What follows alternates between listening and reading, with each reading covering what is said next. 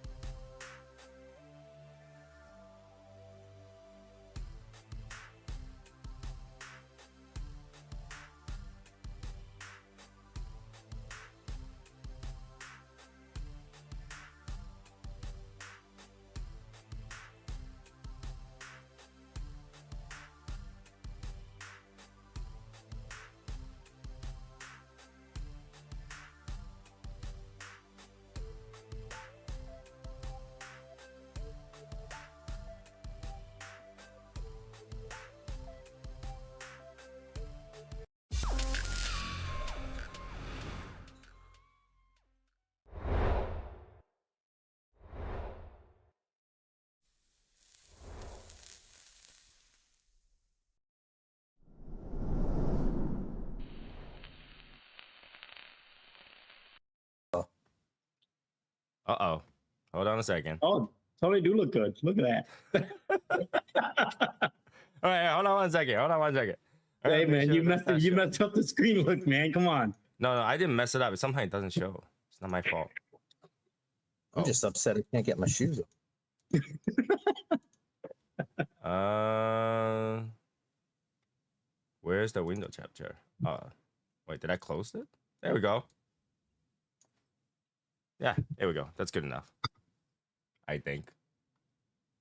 Where's the other one? What happened to the other one? You know what the funny thing is? There we go. You do this all the time. Never get messed up. I turn myself real quick. What? Should I turn myself? Come to our Wednesday live show, the special one with Johnny OCD and Michael Herklots of Ferio Tego, and today we'll have our goal is that at the end of this show, everybody will know a little bit about Michael and Ferio Tego, and that Michael hates me enough that he will never want to speak me again. That is kind of the goal. Okay, so we'll get to it. We'll talk about it, and we will do a roll call really quickly, and then we'll get to do that. First, you know what? Let's just go with our panel today. We have Eric, which you guys always see every single day, and then we have Johnny OCD. Johnny OCD, you want to kind of tell everybody who you are? Just say me. I'm nobody. I'm just glad to be here. All right, fine. I'll do it for you. So Johnny OCD has a channel called Johnny OCD, and he does cigar review 2 hours at a time at 2 a.m. Yup. That's pretty much what you need to know. So go check out his review when you're just down here. He does long review, but like more in depth. Like he's smoking with you, and then you're smoking with him, and he will tell you what he think about the cigar. There you go. The best time to watch him is you about to go to bed. Yeah, like usually I find he drop his video at 2 o'clock or 4 o'clock when I'm working. So a.m. a.m. All right. So now we have Michael. Michael, would you mind introduce yourself a little bit for everybody? Yeah, sure. My name is Michael Herklots.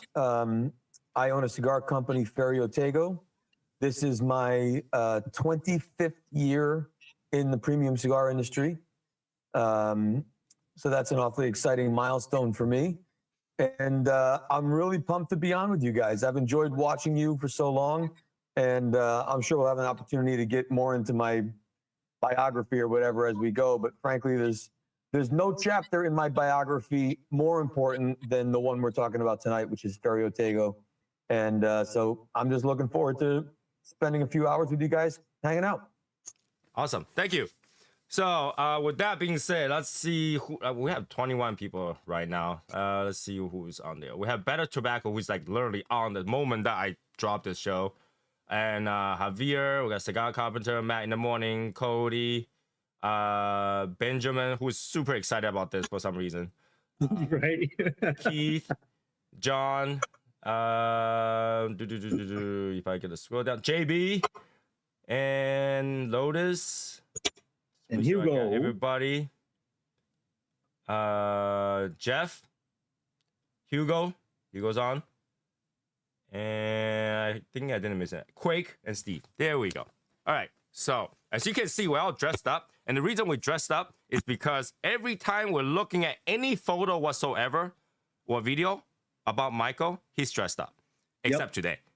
Except for today. I mean, I still have a collar on with another collar on. Like, it's pretty close. I mean, it's just a slightly, diminished version of the typical, how you doing? But we just want to say that, you dress very well. Like when I look at a picture, you always suit up every time, suit up. Yep. So it looked great, man. It looked looks great. good. So we're like, we know what if we all wear a t-shirt, he came out with a suit.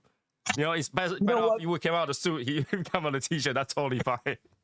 For me, I try and dress to my audience, and I try and dress to my customer, but I also, it's not like I drop my kids off in suits, you know what I mean, at school. So I'm authentic, and this is a Thursday night, Wednesday night, and I've been running around all day, and I barely made it on time. So this is what you got. You got Wednesday Herklots mode.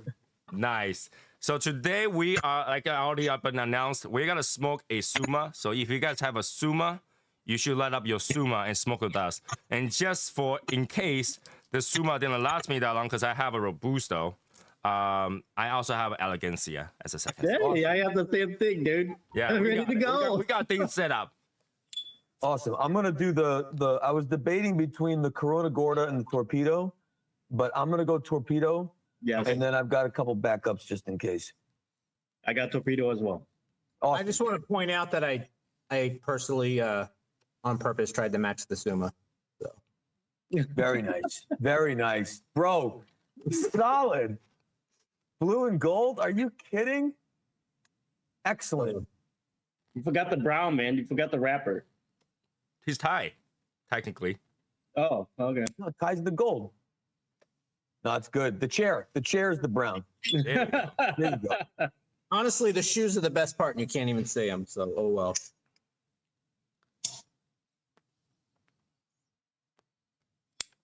All right, we have on the panel, it says that only have Metro, Maduro, local shop about sold out for Rio Tego. Come on, Michael, sold out. You need to make sure Well, the shop. listen, here's what I'll tell you, Lotus. If that's true that they had it and it's sold out, this is one of those important moments for a retailer where they need to be reminded how much you love that brand. So if you go in, don't just settle for what's there. What helps us the most is when you ask, hey, what happened to this? I know you had it before. You're going to get it back. I love that. It's a very simple thing, but that changes the trajectory of our business because it reassures the retailer that we are a brand worth continuing. Cool. So yeah, just let your retail knows like, hey, how dare you run out anymore? That's right. Yeah. So to do some icebreaker, over the week we're talking about you coming on. There's some members that have some questions that's more of an icebreaker question. So we're gonna ask those questions and see if you can answer them. Okay. And one of the most iconic one I think that we talk about is, so Michael, if you were a tree, what tree would you be? If I were a tree, Mm-hmm. Can't believe we're starting off with that already. like growing out of the ground, Yes. what tree would I be? I mean, I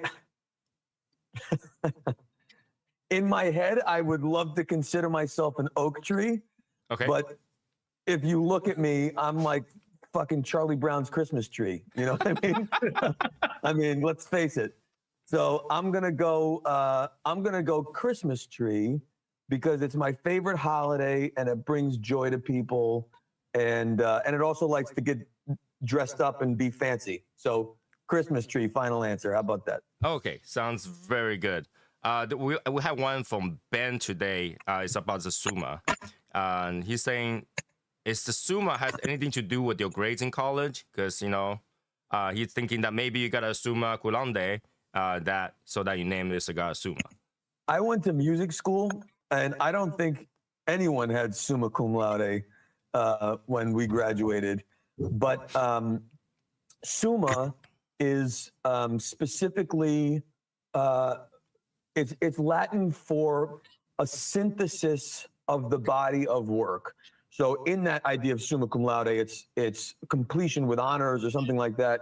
For me, summa is really meant to be a synthesis of elegancia and generoso within Ferio tego, that it really kind of sits in the middle of those two.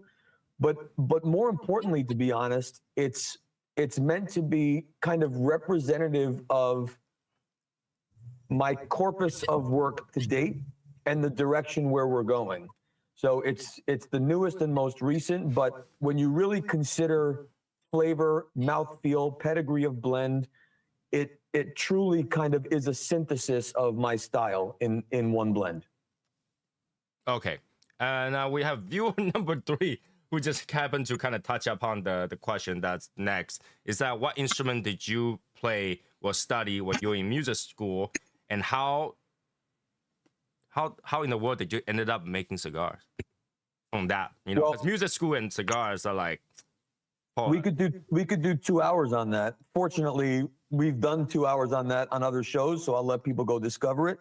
But the fast answer, drum set was my discipline. I don't claim to be a percussionist, truly drum set. And I studied drum set performance at Berklee College of Music in Boston. And while I was in college, my first year, one of my roommates, we would walk every day through Boston, a different route, and we walked by a cigar bar. And this is 1998, so we were at the top of the boom. And he was like, "Let's go smoke a cigar." I was like, "I have asthma and I'm broke. Like, there's nothing about that sounds like a good idea." But he went in, so I went in, and I will tell you, and I'm sure a lot of people can relate watching this. There's the moment, and sometimes it comes in your first cigar and sometimes it comes later, but there's a moment of discovery. For me, that moment was walking in that door of that cigar bar. And again, 1998, I was 18 years old. The place is dark. There's jazz music playing. Everyone's in suits. Everyone has these fancy glasses with brown stuff in it, and everyone is smoking cigars. And I had never seen any of that, let alone all of it in one place. And for me, before I even was exposed to a cigar, I was taken by the culture of that room. And it did not take long before I immediately not just fell in love with it, but was enamored by it. And if you know your history, 1998 was not exactly a robust time for resources for cigars. So you really had to get everything in brick and mortar, a little bit online, or whatever books and magazines you could find. And so I just went all in, and I pursued music full time, but I would spend all of my free time, whatever free time I had, in a cigar shop, and then ultimately and quickly working in a cigar shop. And that's where it began. So the journey from there, my first job was 1999 at a kiosk in a shopping mall in Boston. And, it was just a steady steady progress and really an open-mindedness to opportunity. So even though I moved to New York as a musician, I got a job at Davidoff on Madison Avenue as a sales associate. And I would take vacation from work to go on tour with bands, and I would I would rearrange my music and gigging and recording schedule to make sure that I could still do full-time hours. So it was always saying yes to everything. And ultimately, the cigar side brought me as much joy as the music side, and certainly more success and more opportunity than the music side provided. So that was just sort of, it was a natural progression of more and more eggs falling into the cigar basket. Okay. Anybody get that? No question on that, right? So I wanted to kind of hit over to Johnny because, he's the star of this whole thing happening because he won't I remember we're talking about you, all of a sudden he's like, you know what, I'm gonna go find Michael, and all of a sudden you jumped out. So I'm pretty sure he's got that night, man, that was great. Yeah, I was like, whoa, hey, people have their life, man, can let them be. No, but listen, you know what? We have our life, but this is also our life. And I'm a big believer in, if I'm available, I'm in, especially now. I mean, before I was too, but I wasn't an owner. Now I'm an owner. So if you're telling me that there are 15, 18, 22 passionate cigar enthusiasts that have a question for me and I'm not busy, I'm in. Now, at that particular time, my kids were going to sleep and it was tricky. So I was, over in the corner listening and jumping in during bedtime story hour or whatever. But yeah, man, it's not a bother, and I'm also, if I can't do it, I can't do it. And I say, hey, I'd love to, I can't. But if I can, man, why would I say no? That's a good thing because I appreciate that. I just thought it was really cool when you popped in, but I just wanted to back up.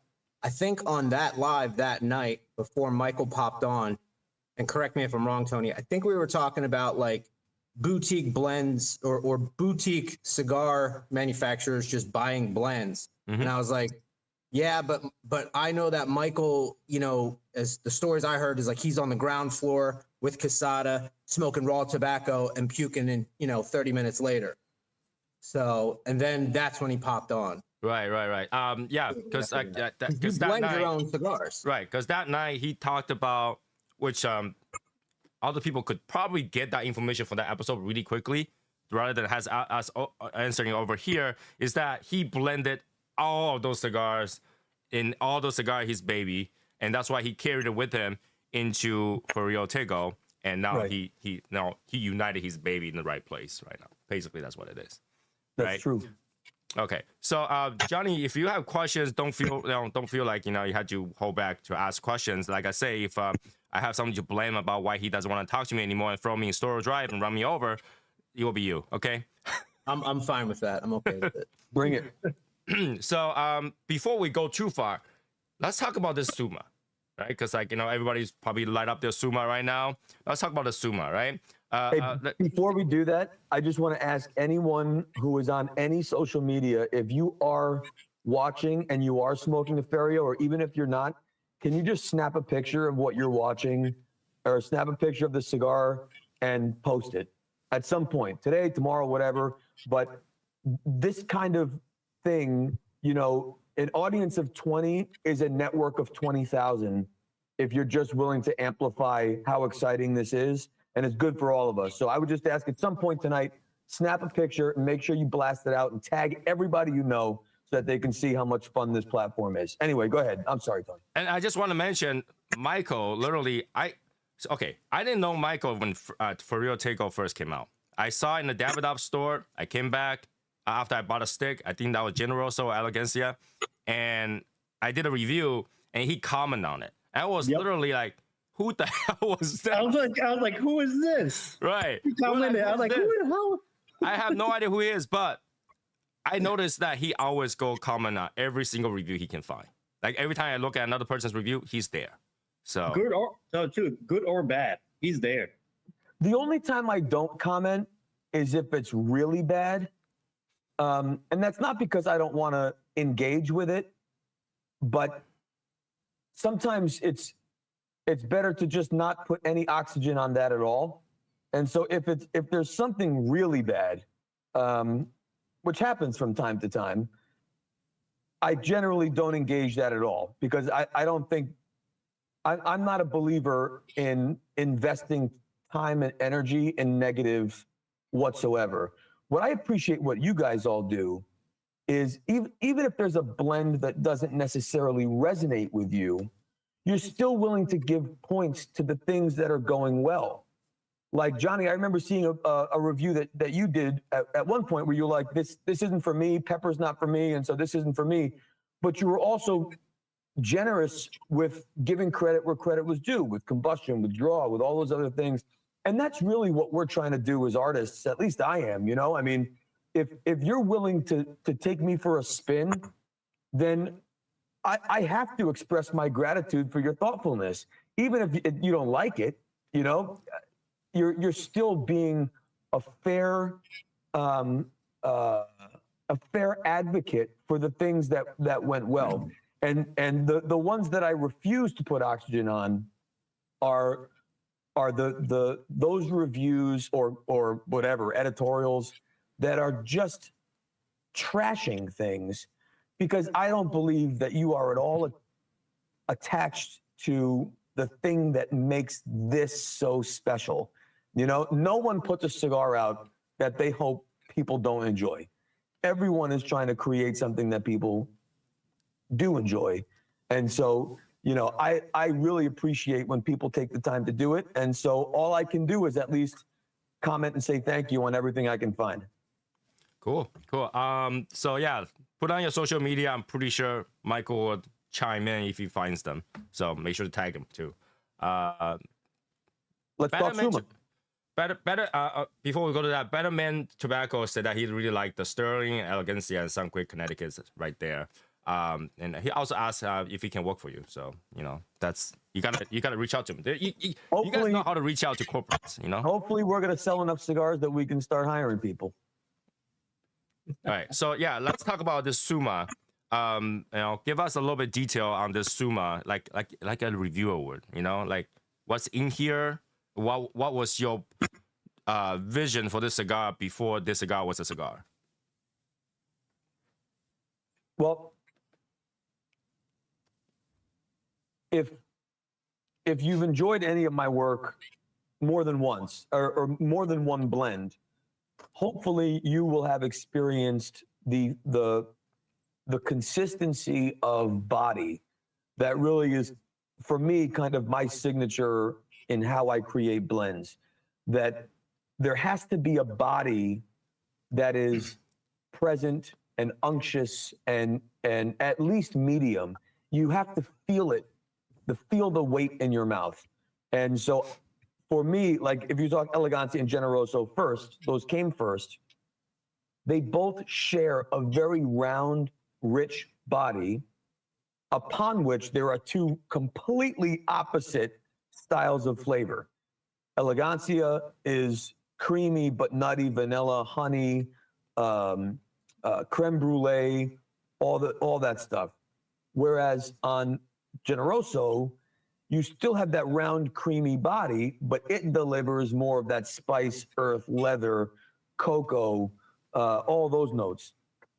For me, Suma was really trying to connect them in a way that highlights some of the flavors that are most characteristic of Nicaragua, but to deliver those flavors in a body that just can't be achieved in Nicaragua.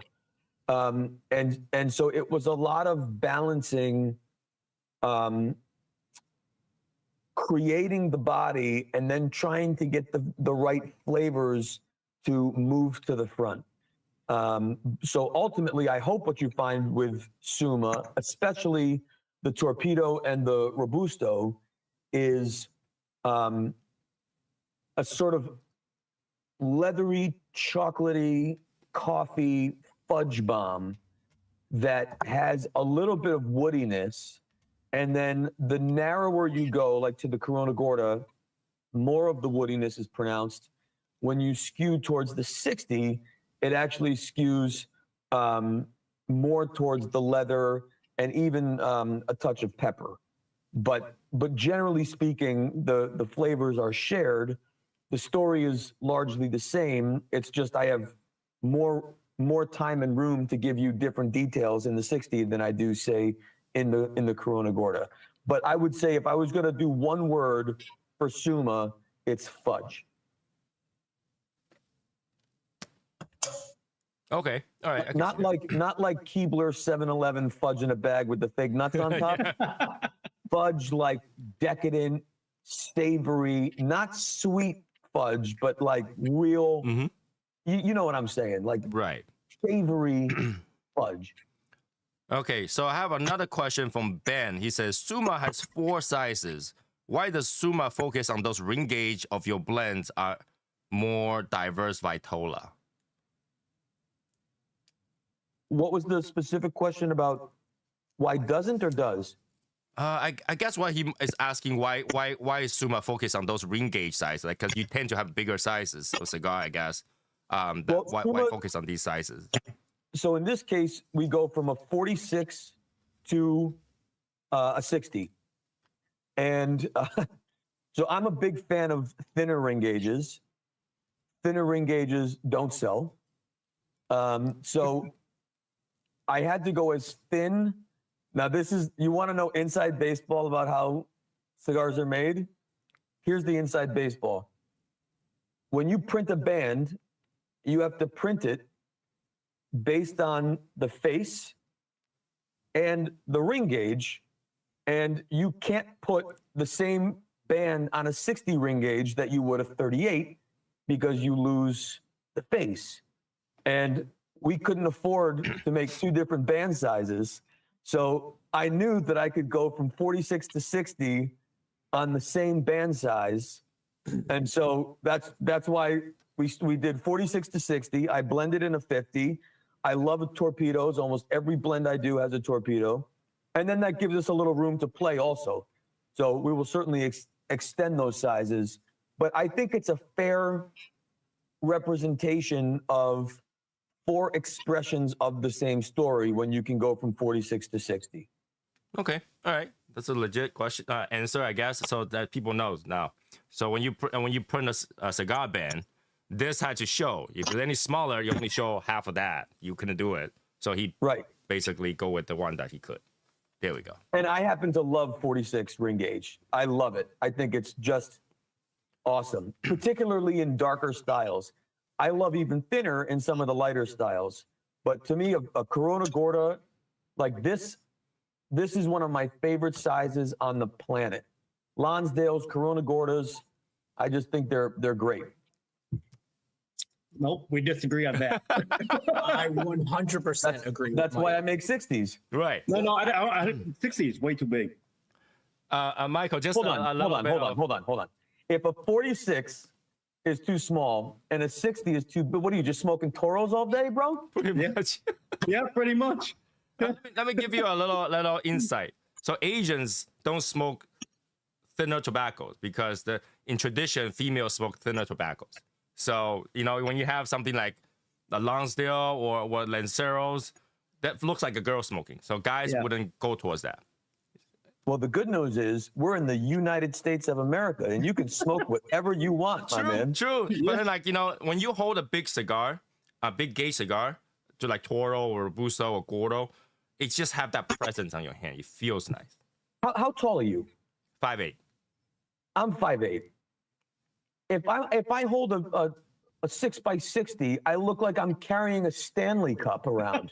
You know what I mean? Yeah, that's a little bit too big. There's also something proportionate to the cigar that you select also. Mm-hmm. 6x60 is huge, man. 6x60 is way too big. That shouldn't be made. So I'll tell you, 6x50 Toro is the #1 selling Vitola in the United States of America. 6x60?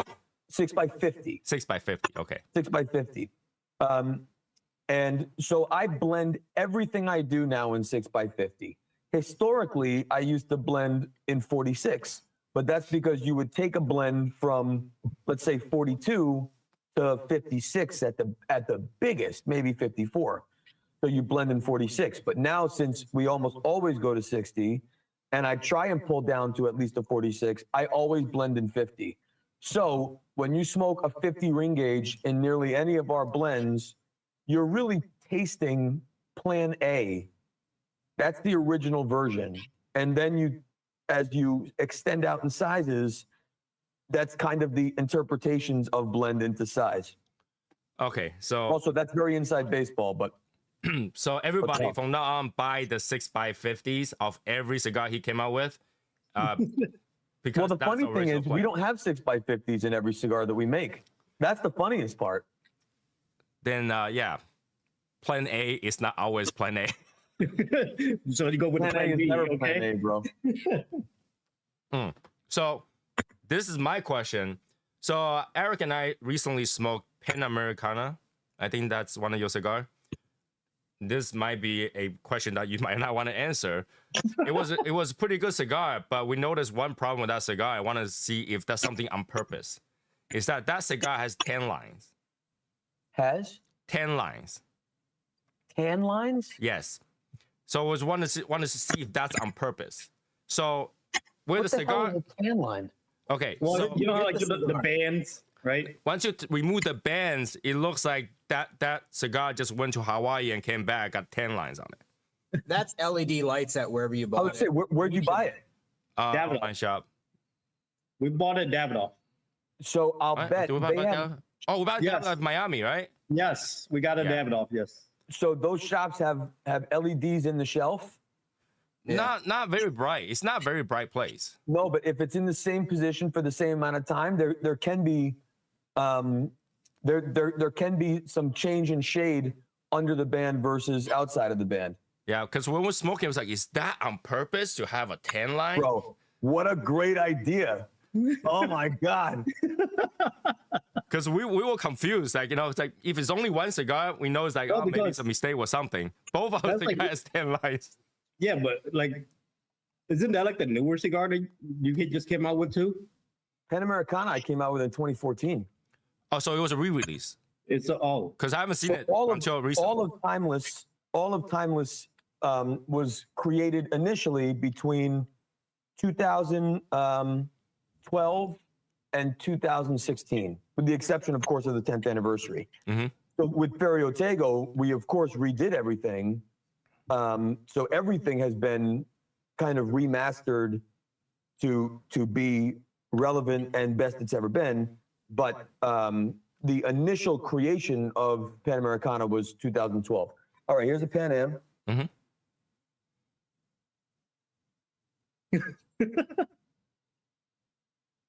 Yeah, Got no no 10 on tenor. that one.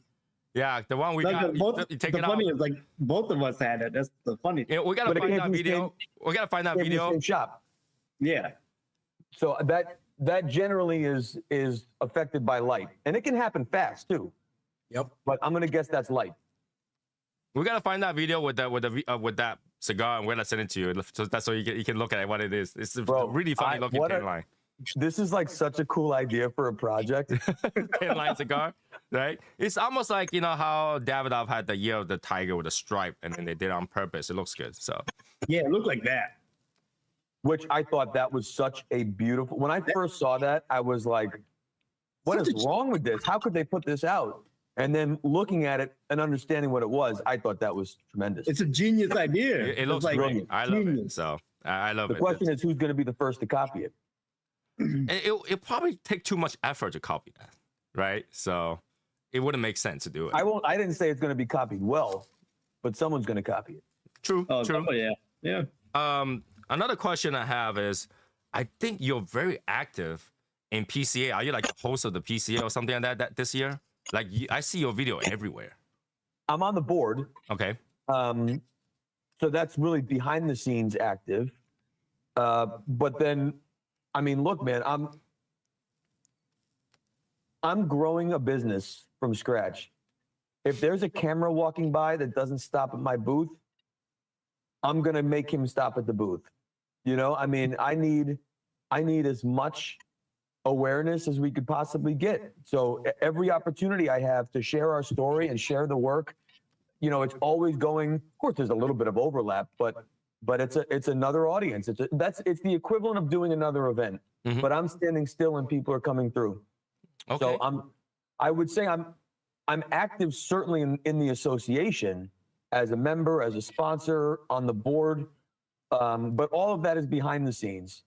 So other than my logo that you'll see in other videos because we're on the signage, then anything that you see where I'm in front of camera is just making sure that we're getting airtime with everybody. Mm-hmm.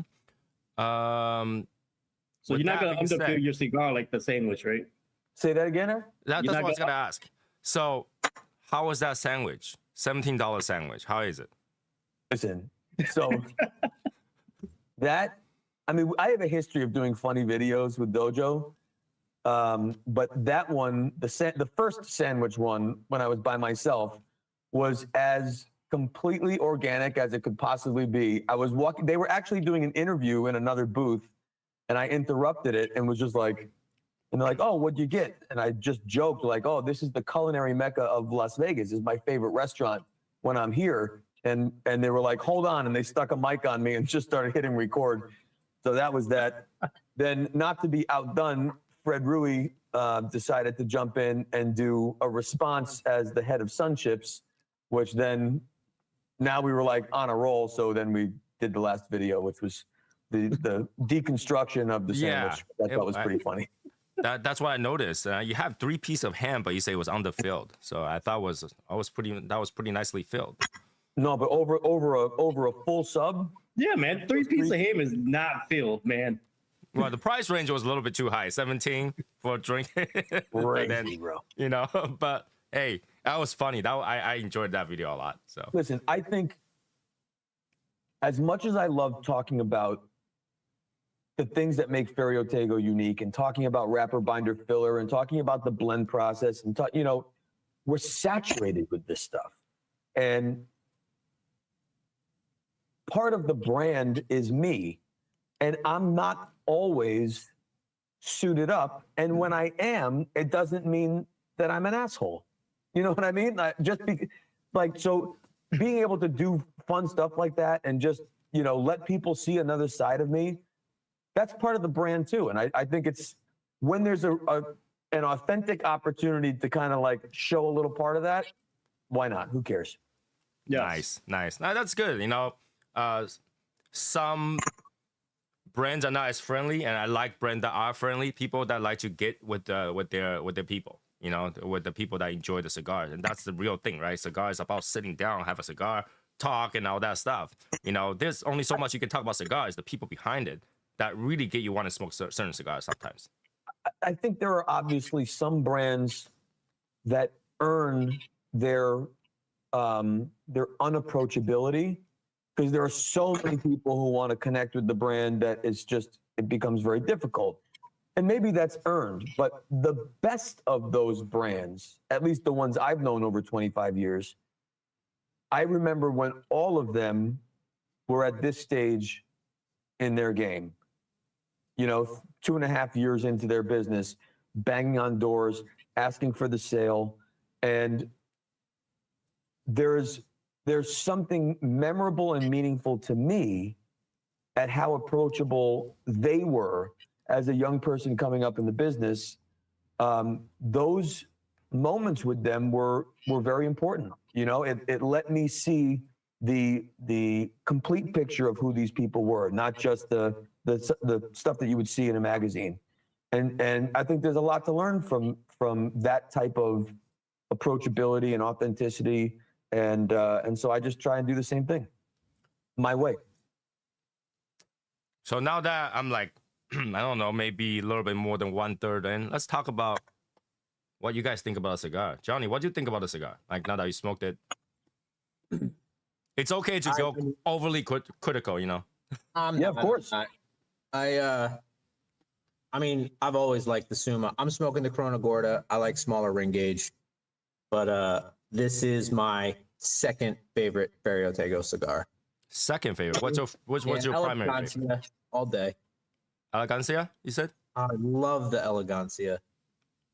So another inside baseball, the similarities to this and Elegancia are striking. In fact, I used Elegancia as my base blend to create Suma, because I knew that was the mouthfeel. That was the body that I had to deliver the Nicaragua flavor on. So Elegancia is Nicaraguan Dominican filler, Dominican binder, Ecuador Connecticut wrapper. We took that blend and first disrupted it with, at the time, a Dominican Corojo wrapper, which threw it completely out of balance. And then we solved for that by increasing Nicaragua and changing the binder to Ecuador. And then through a few more tweaks, we got the Suma.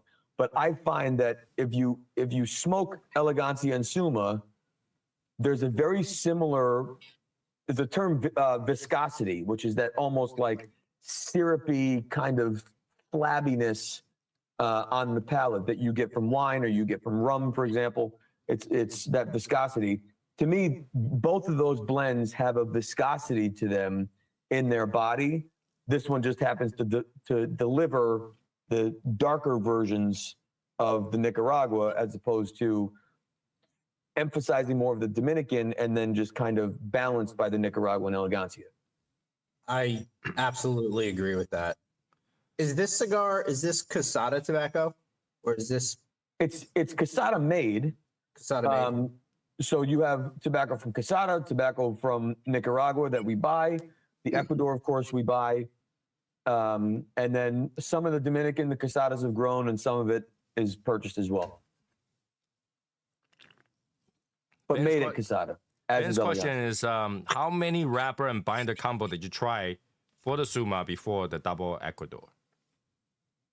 Well, we changed the binder to Ecuador before we changed the wrapper to Ecuador. We got to Nicaragua heavy with Dominican, Ecuador binder, and Dominican Corojo wrapper.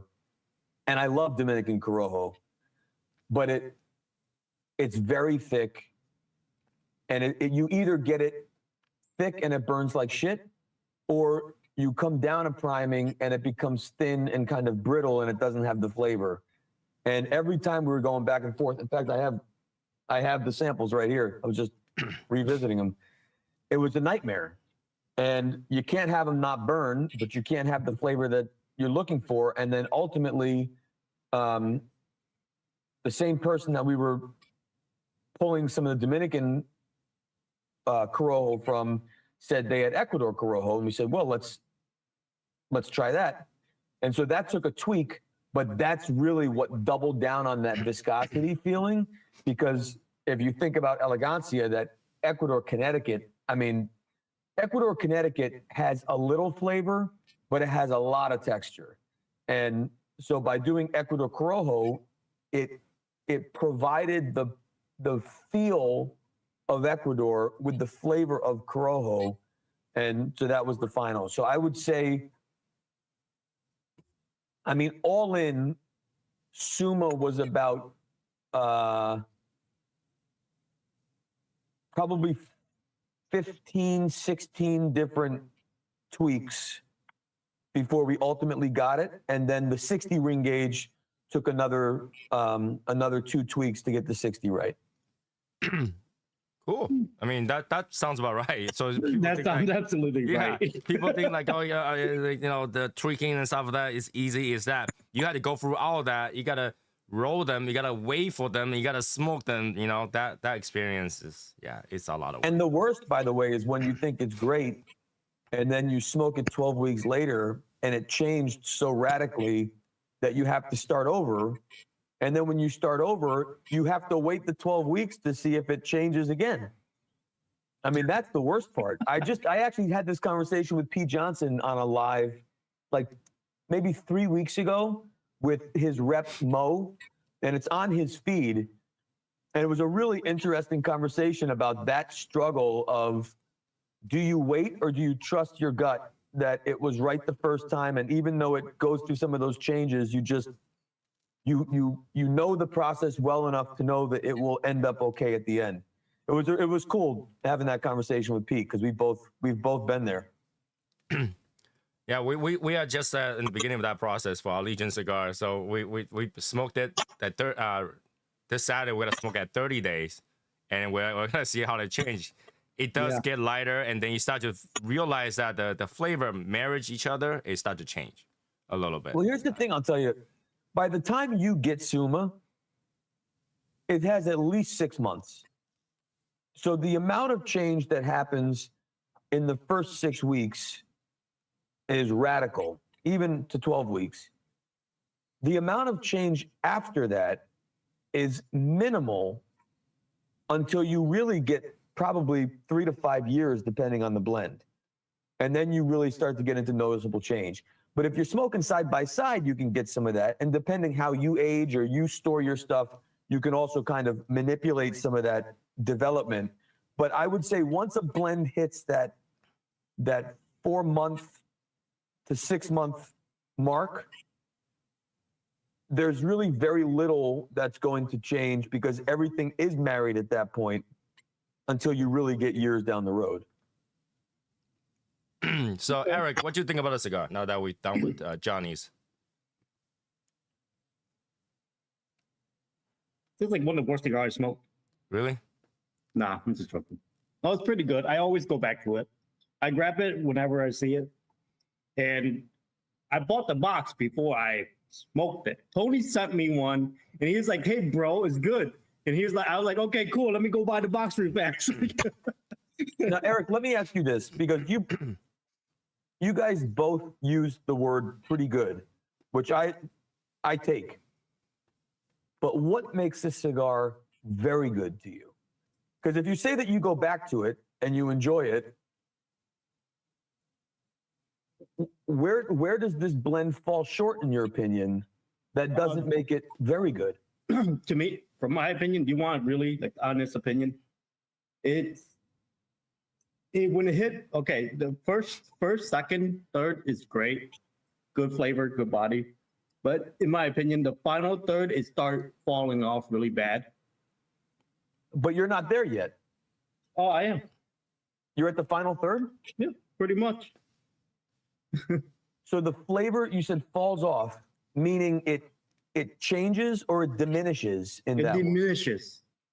And then sometimes, not all the time, sometimes it get this weird bitterness. But then that might be just my palate. But no, to me, I always buy it when I see it. It's like it's a 5-pack or rebuy all the time. So that's how I look at it. It's a great cigar. It's a cigar that don't have strength, but full of body, full of flavor to smoke, to enjoy. Which is great, right? You don't want too much strength that just knock you out of your head. Bro, that goes back to the signature. I don't want any strength. I'd like a little bit of intensity, but the last thing I want is for you to feel fatigued after one of my cigars. I want you to have so much enjoyment that you light up another one. You know, there's some cigars that damage you when you're done. That's strength.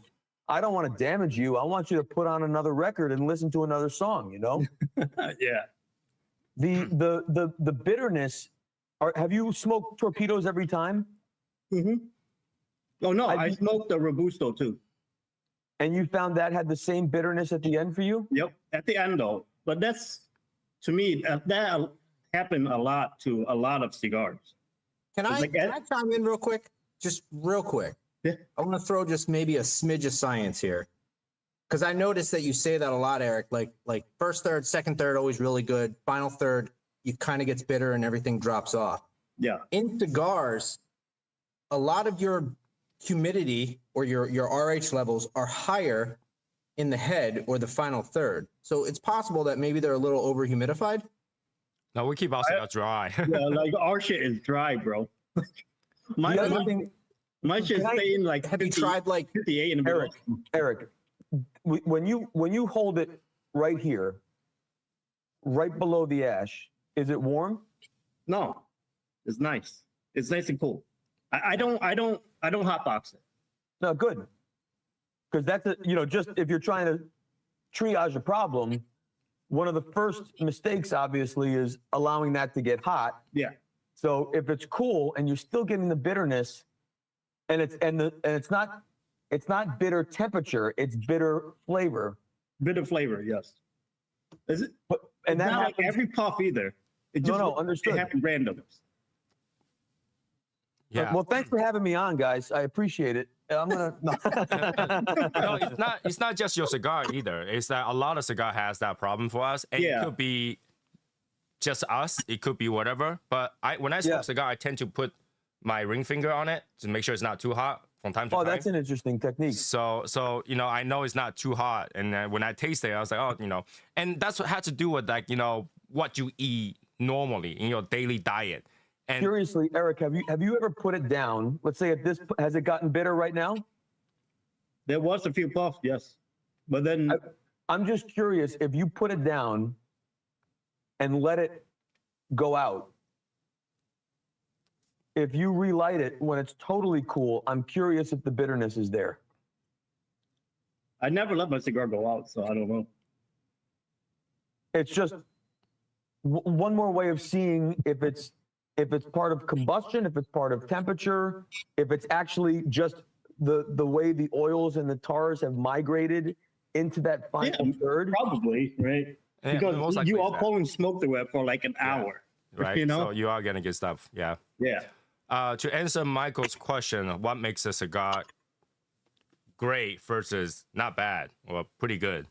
For me, right, it's actually feeling based, right? Now, also, price based too, right? So let's say if I smoke $100 cigar, at the end of it, I wouldn't be like, I want another one of these right now, And usually a good cigar is when you smoke it, you're like, that's really good. I'm done. I'm satisfied. Good. And then a great cigar will be like, I'm done with it, but I'm like, I still want another one. You And keep I still thinking want to about buy another it, box yeah. just now. And that will be making me think that this is a great cigar. This is awesome cigar. It's the after smoking it, making me want to buy another one for whatever reason. For whatever reason. So it's feeling based. Like when your enjoyment versus when you thinking to buy another one. That's what makes it. I guess that reassures me then, because Eric, if you're buying one every time you see one, then it is stimulating your memory into wanting Oh to yeah. repeat that. Like when I look at it, I was like, that's a good cigar. I'm gonna pick it up. That's great. So it's Yeah. a great cigar then, based on Great based on cigar. Oh Tony. no, great cigars when have 10 boxes of them. Yeah. All right. Well, I'll work on that. and it's not too far. It's not like we don't enjoy it. We definitely enjoy Oh it. yeah, Or else, we enjoy it. or else we'd be not like, like you know I'm- what? it's Let's not not like I'm bring short Michael on- on because he's gonna hate us right off the bat. But it's a good cigar. I bought Suma before I even tried one. I bought an entire box of Suma before I even tried one because I had experience with the Elegancia and Generoso. I was like, this is a pretty good cigar. I'm gonna just pitch in and just buy an entire Once box. I And I smoked smoked it. It was your- great. But Once I smoked your 10 years, that one, after that, I keep looking for your cigar. That one was great. That one Yeah. was really good. Yeah. That was a good one. And plus, I love the ring gauge on it. yeah, it's Yeah, 54. Yeah. Part of the challenge of any artist is the balance of trying to create something that is familiar enough to be appealing to people, right? But then at the same time, making sure that it's original enough to stand out and to also have a signature where it's recognizable. So if Pearl Jam or Dave Matthews Band or Philip Glass, for that matter, show up on your playlist, you almost inevitably know who it is if it's a new song without looking at it. Like, holy shit, is this Dave Matthews Band? Like, this sounds like them. It's got to be them. Oh, yeah, it's them, right? But in all cases, when original artists are first kind of debuting their work, it's always met with the criticism that is rooted in the experiences with art that's come before. And so as that artist evolves, then there's more familiarity with the style, and then you approach it and appreciate it in a different way because now it is familiar. And I'm curious, I've struggled with this as a new brand,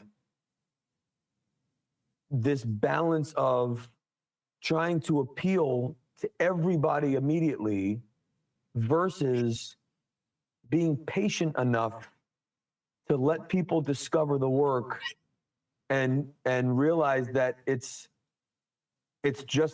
unique and it's not the same as everything else that's out there. I mean, that's how I found Johnny the first time. It was like all of a sudden it was like, boom, cigar number 1, boom, cigar number 2, boom, cigar number 3.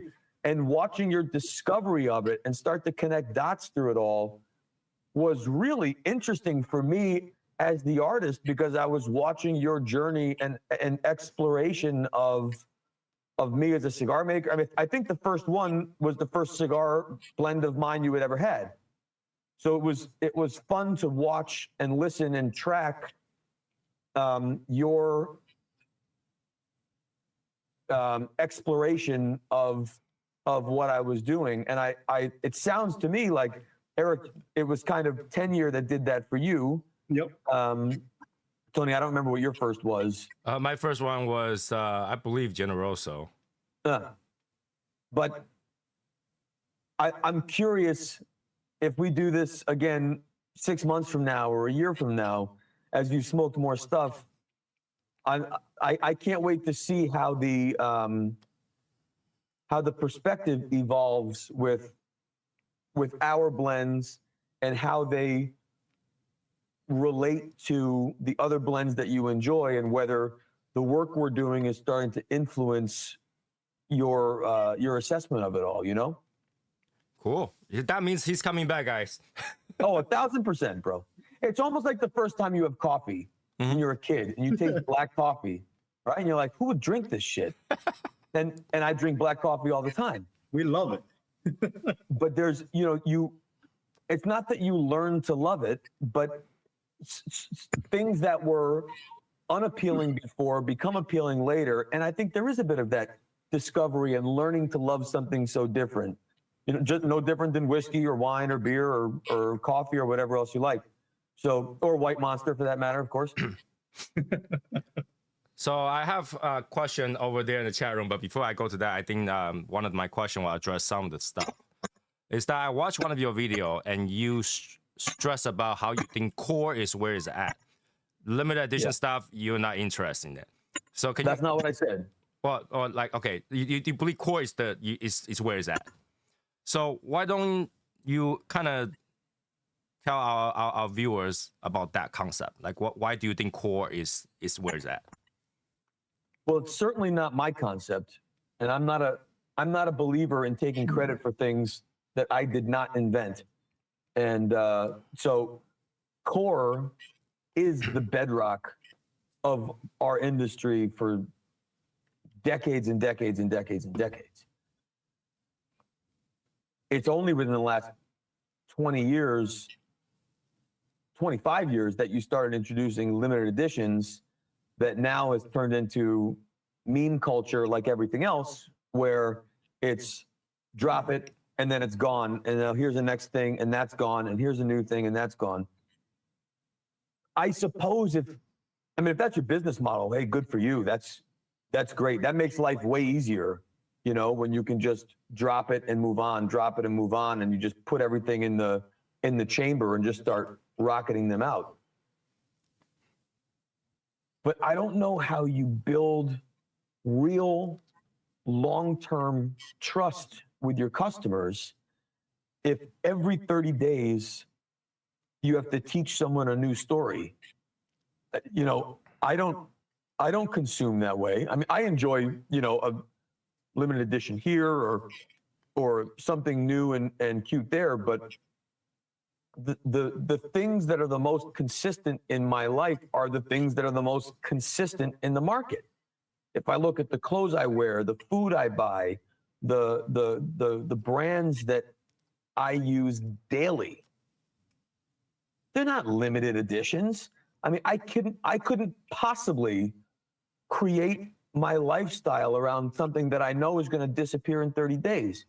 You know, so core is how you build the brand. Now, especially as a 2-year-old business, there's, you know, when people came to my booth at this trade show and they were like, "What's new?" I was like, "We're new.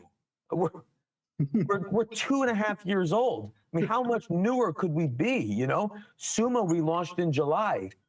There's no way that you actually want something else. We have 5 blends of Metropolitan, 4 blends of Timeless, 3 blends of Ferio Tego, and you don't have any of them. So who cares what's new? Why don't you ask what's our best seller? Taste these blends and figure out which ones do you think really are going to resonate with your people. That's where core is king. And if you're a consumer or a retailer for that matter, and you love the energy of chasing what's new, oh man, so do I. But then when you show up and they're out, what are you going to turn to? You're going to turn to what you know and what you trust. And you were talking about good cigar, great cigar, whether you're going to go back to it. We invest our time and money in making sure that when you do go back to it, regardless of what blend it is, it's exactly the same as the last one you had. And that's not an easy thing to do, especially as you preserve and maintain blends over years. But that's what we're committed to. And I think our retail partners appreciate it, and I know consumers appreciate it. Okay. And for what I actually think limited edition is harder because now you have to constantly go in there and retry, reblend, redo, and everything is starting at point 1. I actually think core lines are more lasting. So well, I would agree with you that limited editions are harder if that is in fact the process that every manufacturer is doing for every limited edition that they put out. Mm-hmm. However, if that's not the process, and if instead you're just taking blend number 1, making it in size number 2, putting band number 3 on it, putting it in the market, grab blend number 4, put band number 5 on it, put it in the market, grab blend number 6, go back to blend number 3, well, then that's not thoughtful. Mm-hmm. And I see through those things, and I think consumers and retailers are so sophisticated today versus 20 years ago. I think they see through it too. Cool. For those who are doing that. Yeah. Now I had to scroll back to Ben's question because he flew all the way up now. Talk about the Metropolitan. Metropolitan? Yeah. Okay, I think he said something like, "Hey, what's your favorite line?" Ask it again. Just tell him to ask it again. Defeat the Serpent of the Year, most core lines. I did that. Smoke Suma 60s. Okay, that's good. Betterman asks, the cigar you haven't had is a Metropolitan. How will you describe that line? Well, at least what's your favorite cigar in that line? So 2 different questions. Metropolitan, the host, which is sweet, the Connecticut, and the Maduro, those 3 blends were introduced 1994, 1995. They embody that moment in time in the cigar business. When we introduced Metropolitan Maduro 2014, and then Metropolitan Habano in 2016. And Metropolitan Habano is a Nicaraguan Puro. In 2016, that was the era of Ligero bomb, face melting, 60 ring gauge, unforgivingly strong blends. We brought out Habano that doesn't have a leaf of Ligero in it because Metropolitan is really meant to be a snapshot of that era. It's a style.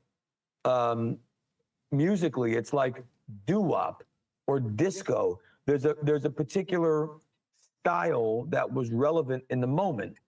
And the artists don't change their style on the songs that are hits because now disco is over and it's pop instead, they preserve the work. And So they're that's what we timeless. do. So with Metropolitan, when you taste Metropolitan, you are tasting a flavor that has been an American classic since the first major cigar boom in the 90s. Now, what we did is we remastered them. So it's the equivalent of listening to the Beatles on your iPhone with Beats headphones. We fixed the levels, but the flavor and style is the same. So Metropolitan is truly a snapshot of those three countries, their most traditional expressions of the flavors that were the most popular from those three countries. And now they're just enhanced a bit with a bit more body, but the flavor's the same. So And they're like I don't have a digitally favorite. They're truly remastered. Yeah. Cool. All right. Next question. That one might be a little bit harsh. Who do you treat in this cigar industry right now as your rival? Because everybody have a rival and they look to beat them and then do better, right? Who do you see as a rival that you want to beat? See, that's not the way I approach the work. I don't think anyone is making cigar blends the way I make them. Mm-hmm. So, you know, does use Dave Matthews Band? Do they view another band as their rival fighting for tickets? I mean, the Dave Matthews Band is putting out albums and they're on tour, and they're making work for themselves, and they're hoping an audience resonates with it to buy the album or to show up to their show. That's my philosophy. You know, I mean, I look at all the other cigar companies as other bands. And so they're not rivals because I'm not looking to beat them. I'm looking to make sure that I don't step on their toes, that I don't somehow replicate what they do, because then I'm not being true to myself as an artist. I want to do my work and create blends that feel like my style, and hope that they land with people in such a way that you're willing to spend your money to put them in your humidor and put them on your playlist, along with all the other cats that are out there doing the same thing. You know, I just want you to listen to mine a little more than you listen to the others. So it's I guess you see it as like a fair competition. It's like everybody's create art. I do mine, you do yours. Hopefully, you like mine better, kind of Yeah, thing. man. Listen, there's enough to go around, man. I mean, especially again, I'm 2.5 years in. There's no direction but up. We continue to grow the business, and the industry is going to continue to grow. So anyone that's willing enough, passionate enough, and stupid enough to put all their money in to this, man, they all deserve success as long as they're doing it the right way, ethically, morally, you know, honestly. I don't have any rivals, man. I hope our industry continues to grow. I hope we continue to find new consumers that really resonate and respect this craft. It's special. Another question. But I will say, I hope that motherfucker. No, I'm just kidding. the true color show. Okay.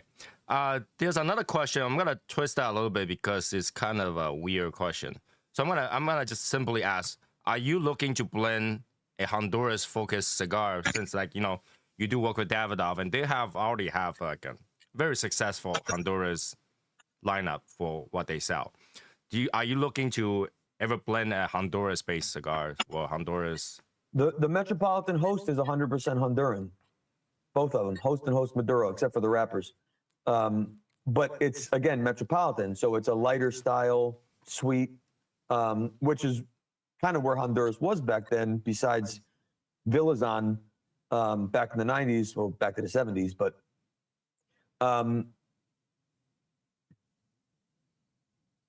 my approach to creative tends not to be led by a goal that is not experience centric. So I rarely say, you know what I want to do now is I'm going to do, I really want to do a 6x70 Nicaraguan Puro with a Mexican San Andreas wrapper. Let's get to work. Why? Well, what am I doing? You know what I like? That to me is like saying, I'm going to write a song. It's going to be 16 bars. It's going to be in the key of E. And, you know, like, there's nothing artistic about that at all. You know what I mean? That's scientific. And that's not the way I create. So now I will share with you, I'm constantly playing with blends. So Davidoff, of course, predominantly has their operations in Dominican Republic. We do not work with them in the Dominican Republic factory. We work with Quesada in the Dominican Republic. We work with Plasencia in Nicaragua, but we work with Davidoff in Honduras. And so over the last few years, I've had a lot of fun playing with blends out of Agroindustrias, which is the factory that makes Camacho, the factory that makes our Metropolitan Host. I've had a lot of fun playing with some blends, having a little fun. But even in those blends, I'm not approaching that work as this has to be a Honduran Puro. My approach to any factory is walking in and opening up the pantry and saying, what do you have here? You know, what do you have? You have Nicaragua, you have Ecuador, you have Honduras, you have Guatemalan, Colombian, Peru. Great, like, let me taste this shit. I've never tasted this before. And the crazy part is the same Nicaraguan tobacco from the same farm tastes different in Agroindustrias than it does at Plasencia and that it does in Quesada. The same crop, same farm, same leaf, because the way they finish it, the way they process it is different. So my approach is always show up, open the pantry, let's look at these ingredients. Let me taste a couple ingredients. It's like a chopped competition. You know, I open up my basket and I say, okay, let's have some fun here. Let's taste some of this stuff and see what we can make. Cool. Hopefully that answered the question for that one. Javier asked, is there a follow-up to Suma in the works to add to your body of work? Understandable if you can or don't want to answer yet. Well, body of work continues to evolve. I mean, I got 4 sitting over here in my ashtray that I've been working on just today. So the easy answer is yes. But what may follow Suma is not necessarily a new blend when, as we said earlier, we don't have 6x50s in every single blend that we make, and 6x50 is the #1 selling format in the United States. So we may extend a line with a Toro or extend a line with a 6x60 before we launch a new blend. For me, the rhythm of launching something brand new that requires a new story, I'm very aware of the challenge of telling the story, especially as a new artist. People still have to discover the work. And I am as excited today about Suma as I was in July. It's still brand new. So of course I'm working on stuff, but I'm not sure I'm ready to release another album yet if I just released one in July. You know what I mean? So I know that's not the popular approach to consumerism. But if you look at retailers, there is not a single retailer on the planet with 4 shelves open waiting for what's new. Every single retailer is full. So why am I going to continue to push my partners to bring in new when we can sell more of what's already selling better? That to me is the most important part. And there's no way I don't talk out of both sides of my mouth. Core is king. So if we have Elegancia Generoso Suma, Elegancia and Generoso once a year, Suma is core. So Suma is throughout the year. And I saw someone ask that earlier. So Suma is not made yearly. Suma is made throughout the year. Then you add the Timeless and Metropolitan below that. You're talking 13 blends across something like 60 or 70 different cigars. No retailer needs more than that now. And so what I need to do is make sure that I'm still creating, I'm still writing songs, I'm still keeping sketches and writing lyrics, right? Whatever analogy you want to do, so that I have things in the chamber ready to release. But, you know, I'm not Taylor Swift here. I'm not dropping 15 songs and then dropping another 15 45 minutes later. You know, I mean, that's just, it's, as a consumer, it's like, how can you connect with that number of things in such a short amount of time? You know, it dilutes it. And if I look at the brands that I admire the most, they are probably the ones who release the least, but produce steady hits over and over and over again. They just keep putting out your favorite song and keeping it great every time. That's it. Nice. Follow up on the relight. Don't let your cigar go out. No fix. Don't let it get worse, man. Fire up that other one. Oh man. All right. Yeah, just don't let it go out. Let's talk about Ferio Tego. How did you came to that brand name? How do you decide that this is gotta be the name Ferio Tego? Probably no way to see that. Maybe I see the ring. I see ring in black. Yeah. you can kind of see it's engraved there. Right. There we go. So that's my Herklots family crest. If you go to the Ferio Tego website, you can see our coat of arms. And in the center of the coat of arms is a shield. And in the shield is the image of Hercules striking the Hydra. And below it, it says Ferio Tego. And in the context of that shield, it's Hercules fighting the Hydra, which he had to do as one of his 12 labors, I think it is, where he killed the Hydra to defend his village of the evils of this Hydra. Now, I have no idea how that resonates with Herklots at all, but that's the family coat of arms. And Hercules. well, Herklots does descend from Hercules as a pedigree. But I've had this ring since I was 16. It was my dad's, and I've always loved our heritage. I've always loved the crest. I've always loved the way Ferio Tego sounds, and I've always loved the image of that Hercules and Hydra. And years ago, I protected it. I registered it as a cigar brand, and I just protected it for no other reason than making sure that no one else ever used it.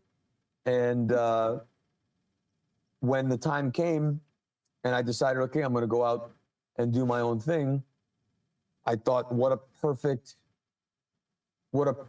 name to lead with, because I mean, Ferio Tego doesn't exactly roll off the tongue, but it's a lot easier than Herklots. And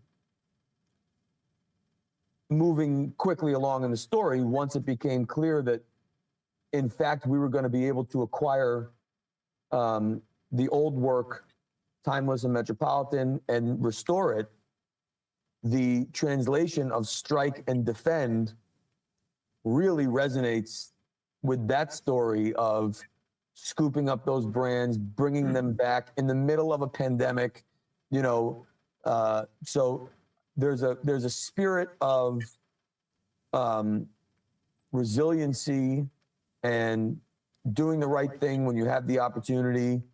And I just thought, man, this is perfect. So everything you see there is right off this ring. There was no That's marketing pretty fucking panel cool, man. assembled.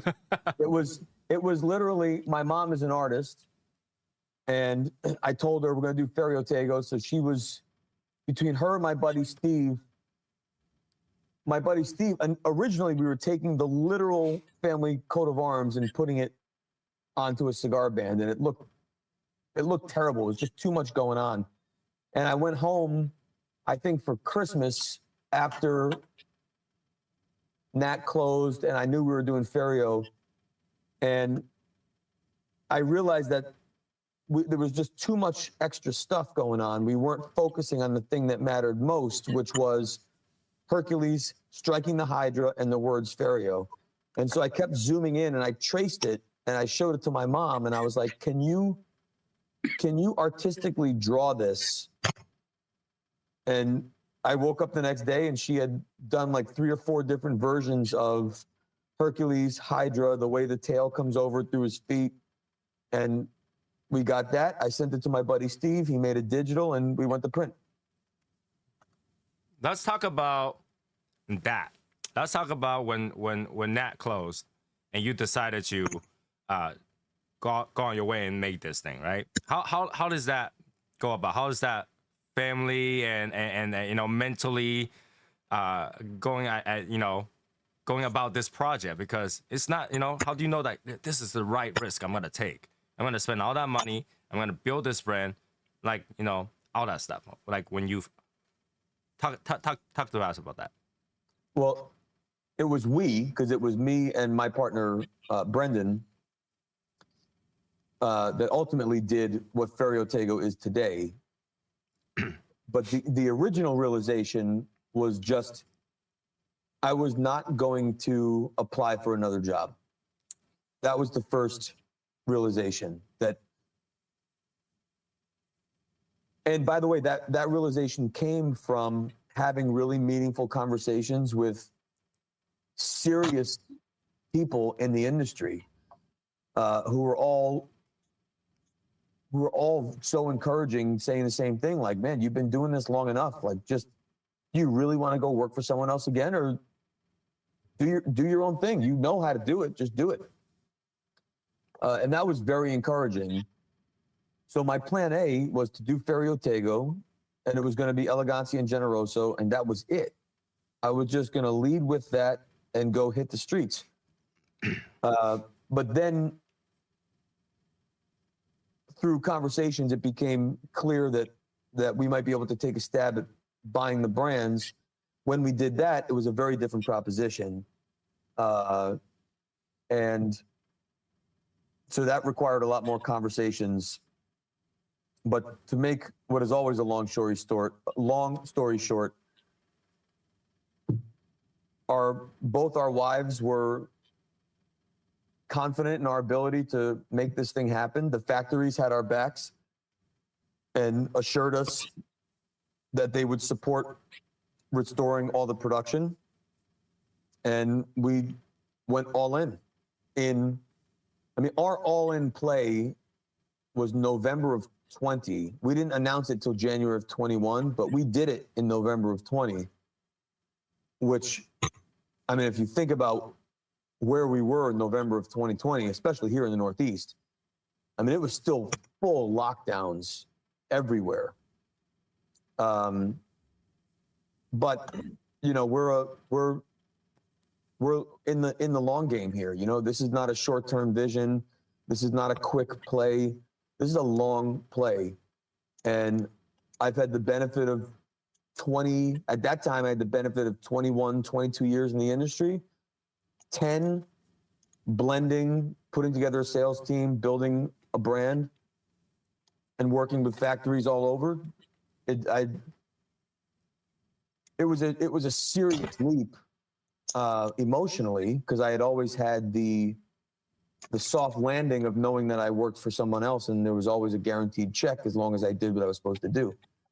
But this feels the closest to the way I felt 18, 19, 20 at Berkeley, studying music, booking my gigs, writing new stuff, putting together bands.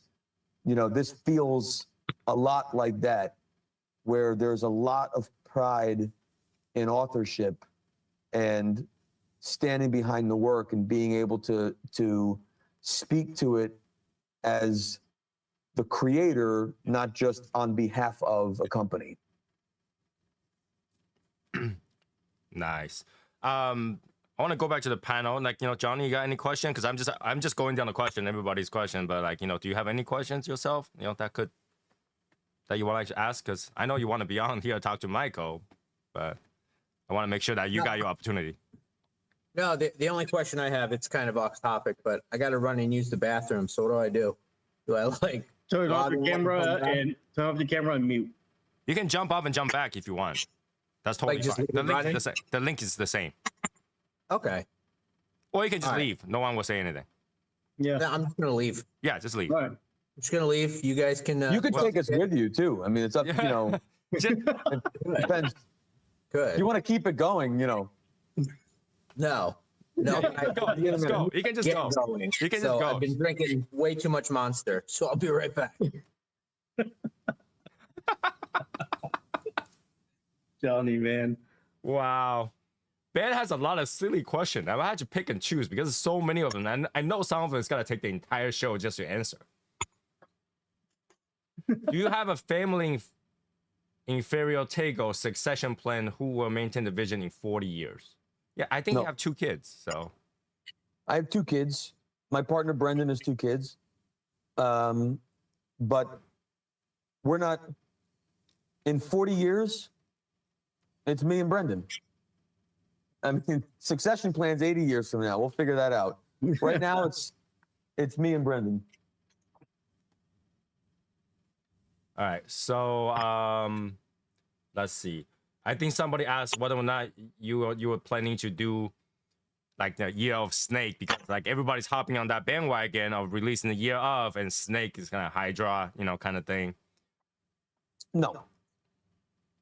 That's a again, that feels very gimmicky to me. And that's not us. At least not right now. Not going to say never, but why would I get someone?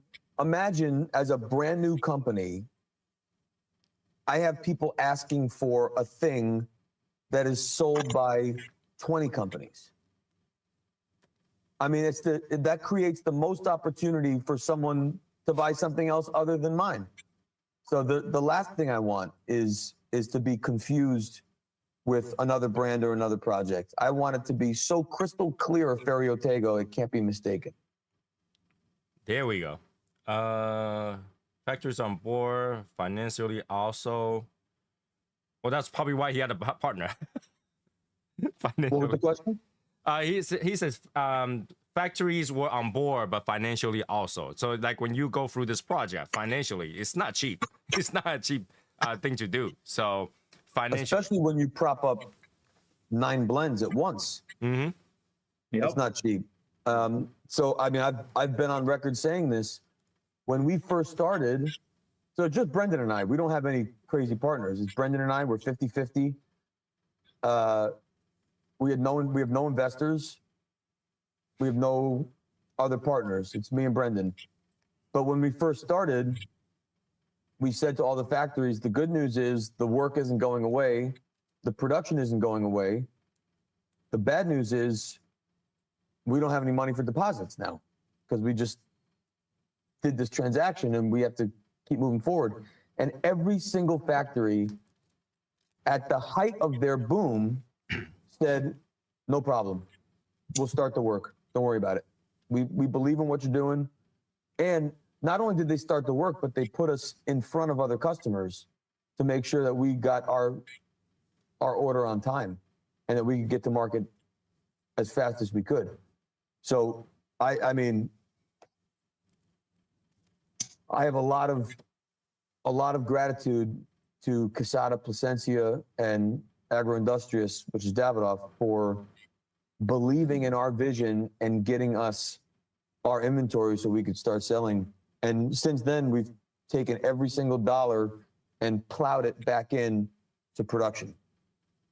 So yeah, that really goes back to the factories willing to do all that and the contribute to the success of it, right?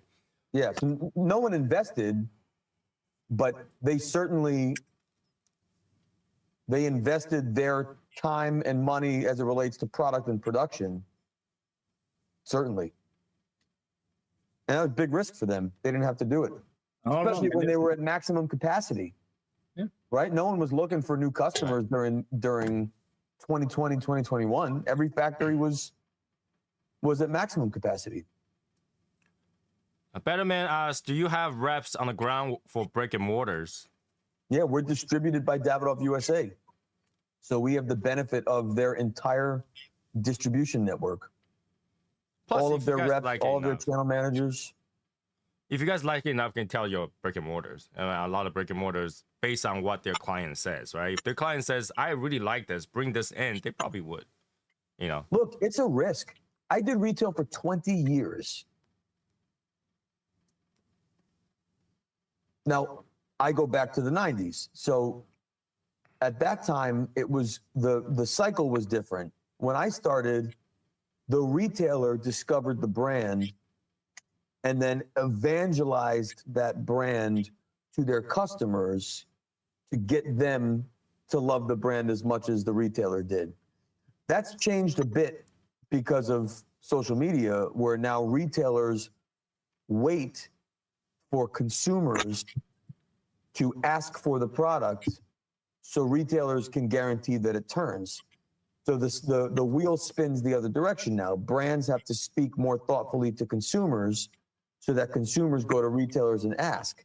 And that's why it's so critical that if you love Ferio Tego or you're interested in it, that you ask for Ferio Tego when you walk into a brick and mortar store, because it reinforces your enthusiasm, support, interest in our brand. Okay, here's another one. By the way, let me just say for whoever's watching, you don't have to ask a question specific about Ferio Tego. If you have a question that's broader about industry or blending or tobacco, no problem. It doesn't have to be Ferio specific. And while you're saying that, because the next question will be a funny one for you to answer as well. What will be one particular cigar that's not Ferio Tego that you smoke regularly, that you enjoyed? Oh, man. I wouldn't say there's one that I smoke regularly. I'd say there are brands that I smoke more regularly because I love the brands. I have to have a connection to a brand to want to consume it. To me, it's a very intimate relationship. I'm going to invest my money. I'm going to ingest it. I want to be connected to that in a meaningful way. So if I think of the brands and the people who have helped me and believed in me and supported me, I mean, you got anything from Quesada, anything from Plasencia, Davidoff. Those are obviously no-brainers anyway. I've known Jonathan Drew for 25 years, so I look at Jonathan as a boutique guy that used to come in banging on the door asking for help. The same with Rocky. So I have a different perspective of them and how they have gotten to where they've gotten. So I love to revisit some of their stuff. La Flor Dominicana is a big one for me. Joya de Nicaragua, a big one for me. Those guys were coming up as I was coming up, and they treated me like a grown-up when I wasn't one, and I will always remember that. My friend Hostos Fernandez, who is a nephew of Manolo Quesada, now has his own factory. He's making some stuff for Warped and making some stuff for other folks. Man, to see him now, and we actually started about the same time out on our own. And it wasn't a year before when we were together in Dominican saying, man, I wish we had the balls to just go out and do our own thing. And then within a year, we're both out doing our own thing. And he's making incredible cigars. That's La Isla, Tabacalera La Isla. So I love smoking stuff from people I love. It's a more accurate way for me to answer that question. Okay, that's legit. First year snake was introduced. That's why you left it. What? That question is weird. You left Davidoff right before the first year of snake was introduced. Is that why you left Davidoff? What? What? I assume that's humor. No, I left Davidoff because the Nat Sherman opportunity was a game changer. Oh, There we go. All right. Okay, I think understand that now. Okay. What do you think about, in your opinion, Cuban cigar versus the New World cigars? Well, I heard someone once refer to non-Cuban cigars as free world cigars. A free world cigar. Okay. Which I like a lot better than New World. The biggest difference, there's two big differences. The first difference is location. If I'm a wine guy, you cannot grow Cabernet in France, Italy, and California and expect that Cabernet to taste exactly the same. It's an impossibility. Mm-hmm. And tobacco is exactly the same. So tobacco from Cuba tastes and burns and behaves like Cuba. And there is no way to replicate that anywhere on the planet. The second biggest difference is the business model. In Cuba, everyone's working for the same person. In all the other countries, you have private enterprise. And so you have the ability for individual business owners to make their own decisions about how they invest their money and create their products. The most expensive part of making anything is the time between raw material and cash. And so what is so great about free world cigars, Dominican Republic, Nicaragua, Honduras, Mexico, Costa Rica, United States, is it leaves it up to the businesses to make those decisions. And then you also have the ability to use other tobaccos from other countries. And so you have a much wider pantry of ingredients, which gives you an opportunity to create a level of depth and complexity and newness that I think is more difficult to achieve in Cuba. Now, that said, I like Cuban cigars when they burn good and they taste good. I guess I could say that for any cigar. I like it when it burns good and tastes good. But I do appreciate Cuba because it's a flavor that I can't develop or create. It's like I can't play violin. So when I hear a violin, I have a certain appreciation for that instrument because I have no capacity to understand what it takes to play that instrument. However, if you use wine as the adjacent analogy, for example, there were years where wine was always up against France. In fact, there was a very famous competition, a blind tasting competition in 1976, where they put California up against France in a blind competition, and California won in France. The interesting thing, though, is at the time, the reason they won was because they were trying to taste like France. And they were able to achieve a style that was elevated, but in that French style. But if you look at a lot of California wines today, they have moved away from trying to taste like France and they've embraced trying to taste like themselves. And I think that's really where we are when you look at the American market. I don't think any cigar company today is motivated by trying to taste like Cuba. I think they are motivated to taste different and perform better because now it's a free market and everything is available everywhere. And if you look at the growth of non-Cuban cigars throughout the rest of the world, they're growing rapidly. With that being follow-up questions, if you had the option, would you test Cuban tobacco in your blends? If there's a way to get it, you know, I mean, Cuba famously went on record with Cigar Aficionado in an article a few years ago, and they said unequivocally, we will never sell our tobacco to anybody. Oh, really? I didn't know that. Oh, I didn't know that. Wow. Okay. like 3 years ago, which I couldn't believe it.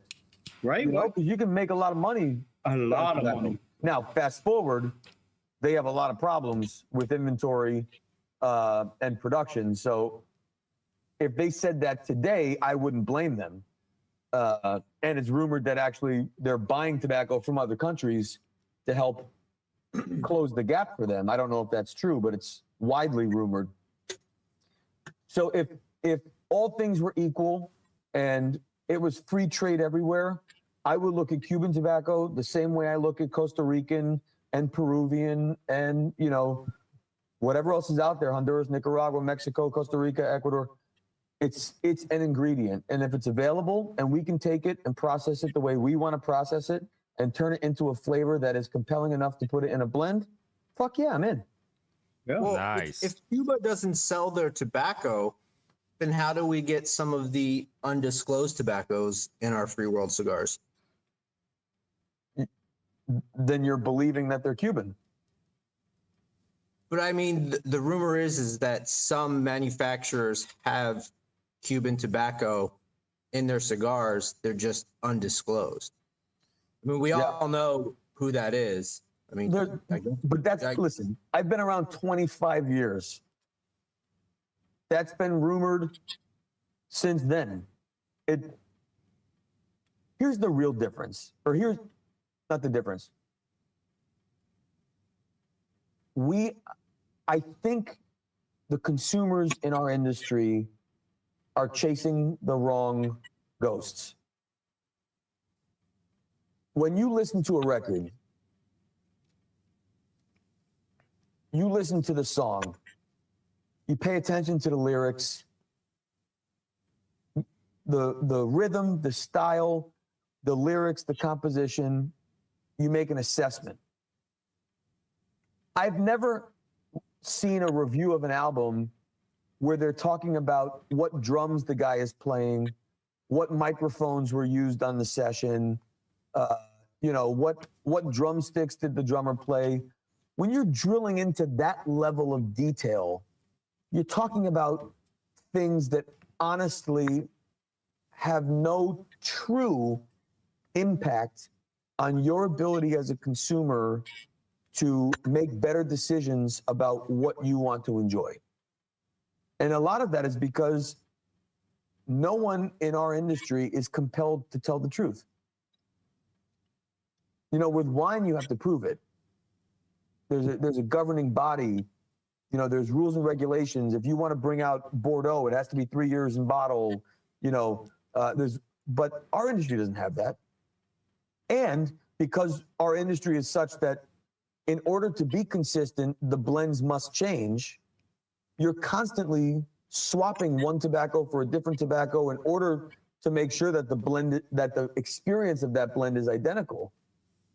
So the idea that somehow this blend uses 10-year-old Criollo 98 Seco, if every manufacturer held firm to that level of detail in their blends, no blend would be consistent, because 10-year-old Criollo 98 Seco changes every year depending on what happened that crop 10 years ago.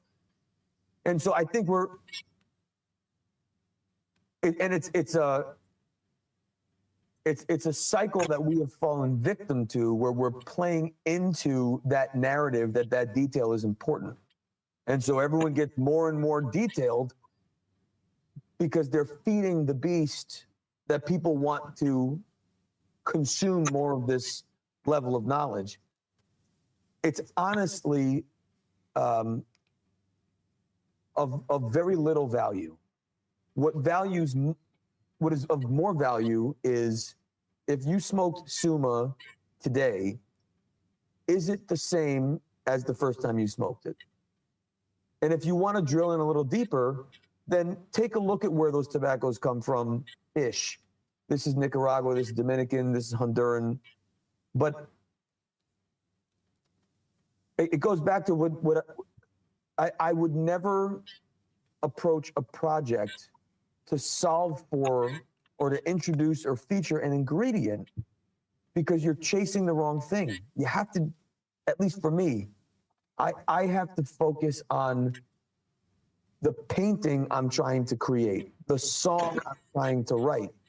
And as you're doing that, you know, if I'm trying to record an album and the song's just not doing what I want it to do, well, then maybe I'm going to tell the drummer, you know, I want that bass drum deeper. Get rid of your 20-inch. I want a 24-inch kick. You know, that guitar sound, change you have a hollow body. Make it solid body. You're making these decisions to create the song that you want. But who gives a shit? You know, what strings the guy put on his guitar? You know what I mean? That's not the important detail. And we get distracted by details that are really less important. And then we play into it. So undisclosed, why are they undisclosed? Because they don't want to tell you that it's not Cuban. That's why. Fair enough. Talk that shit, man. You know that this here cigar life. Okay. All right. How about let's talk about what's your thought or opinions on the fight against the FDA? It's never ending. It's just going back and forth, never ending. Never ending.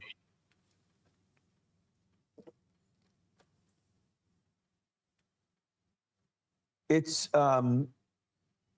we are in a very unique moment in the fight because for the first time ever, we have had favorable judgments towards us, which actually were not favorable towards us.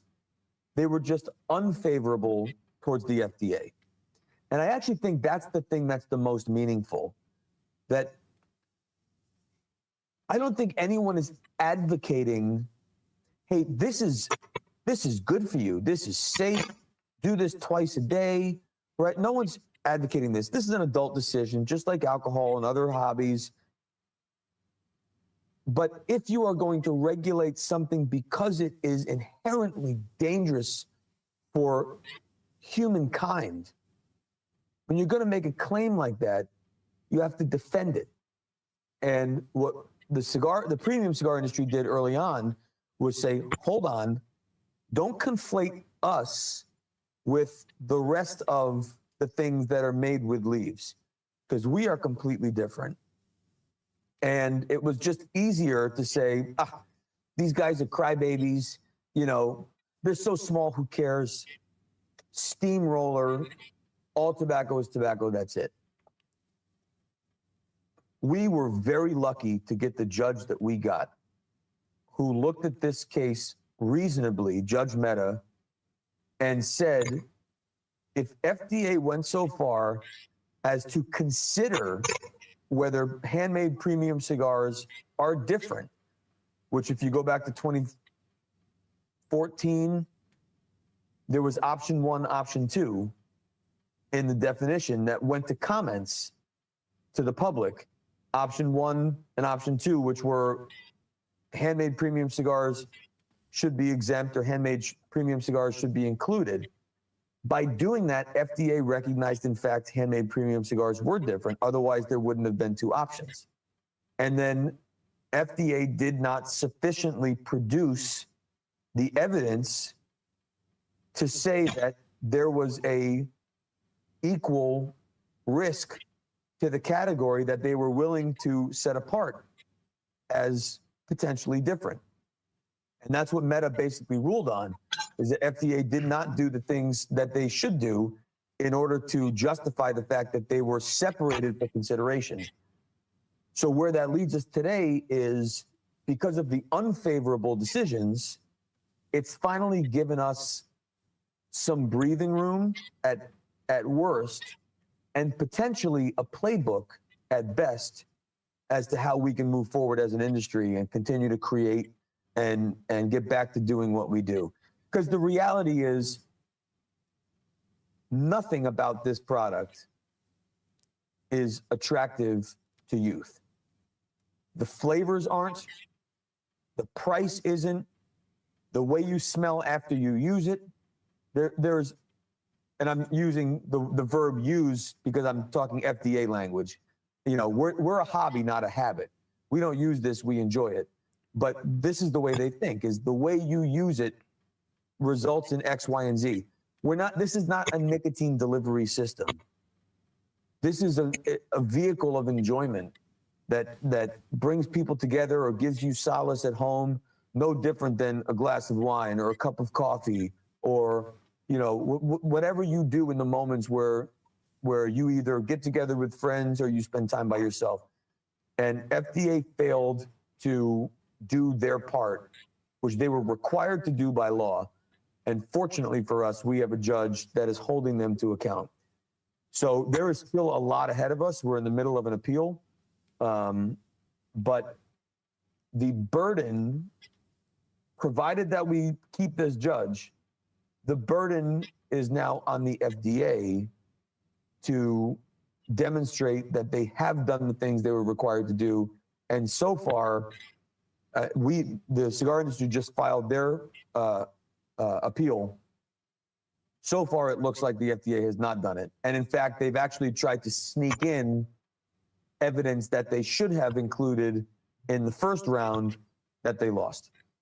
So there's a long road ahead, but I feel very good that we are in a place where we can be creative without the risk that we're going to have to pull things off the market or close our companies or do any of that stuff. I think that is probably behind us or very, very far in our future. What about the immediate risk? Like there's some state that's posing generational bans. Totally different issue. So FDA is federal. State by state is a very different animal. The good news is, as an industry, we have grown up very quickly. And so now we have state associations. We've got government affairs people who specialize in communicating with those legislators at a state level. And retailers, most importantly, are stepping up and getting involved. So rather than just saying this is never going to happen, retailers are creating state associations funded by their businesses and by consumers that are then engaging and hiring their own lobbyists, supported by PCA or CAA or other larger associations that are doing the ground combat state by state by state. And to a large degree, success. The generational ban thing is very scary shit. Yeah. Yeah, because you just basically a dead stop after a certain time. That's some crazy nutty. And it has passed in other countries and other provinces. Yeah. I do not believe any generational ban has passed in the United States of America. Not yet. Not yet. I can't imagine if I have a son and I like, hey son, go grab me a cigar, and he's like, I can't, Dad. No, they just can't buy it, but they can use it. Yeah, I know, but he can't grab me one, right? I'm like, hey, you know, I need a But cigar. that's the point. Buy you one, yeah. Eventually, there's going to be no one left to buy it. Right. And now you're regulating out an industry that is, I think that's actually borderline illegal. Technically, right? They're killing the industry. I think there is, on a federal level, I think there is some provision that says you cannot regulate a business out of an industry out of existence. Believe this, a legal industry of which we are. I don't know if that provision exists on state levels, but it's scary shit. Yeah. When I looked at that, I was like, "What? That's even possible?" like- Wow. Like, you know, you can literally say, saying from now on, anybody born after a certain amount of time cannot buy sugar. Can you imagine that? Listen, you can apply any of these regulations to any other industry and it would be like, what? Yeah. And look at the ones that aren't regulated. I mean, alcohol is the greatest example. There's nothing more attractive to youth than booze if you're comparing booze to us. This is not attractive. It stinks, it doesn't taste good, and it's expensive. But you can buy Freezy Pops that look just like my kids' Freezy Pops that are for adults that are cherry-flavored, booze-filled popsicles that come in the same box. And that's totally legal. Yeah. Doesn't And make that's a sense, fight, by the way, that's already happened, and we're not going to win. And we could drive with this. I'm just saying. My man, He can try. Yeah, you're gonna make no your car better stink place in the though. world to enjoy a cigar than in the car. Let's talk about something slightly controversial before we end the show. Moving PCA to March, well, earlier in the year. Yeah. That decision kind of get everybody in scramble. Obviously, it's like a fight against the TPE. Oh, that's not the case at all. The move was a decision based on the voting of the membership. I mean, it wasn't like PCA board said, let's just move it. For years, members have said July is the wrong time to do the show. It should be earlier. And so we did a vote as an organization. Oh, wow. With locations and with dates. And members put in their votes, and it was an overwhelming majority that agreed to the date change. Overwhelming. Manufacturer and retailer wanted the show in March or April. And then we looked at locations, and New Orleans was actually a favored winner to take it out of Vegas and go to New Orleans. So we're going to New Orleans next year. Oh, well, that's something we didn't know. So Yep. yeah, it wasn't like a punch to TPE. It's more like they voted. No, and I love TPE, but one thing to really understand about TPE, I've been going to that show for 15 years, and TPE is a trade association for a company. It's a trade show for a company. It's not a trade show for an association or for an industry.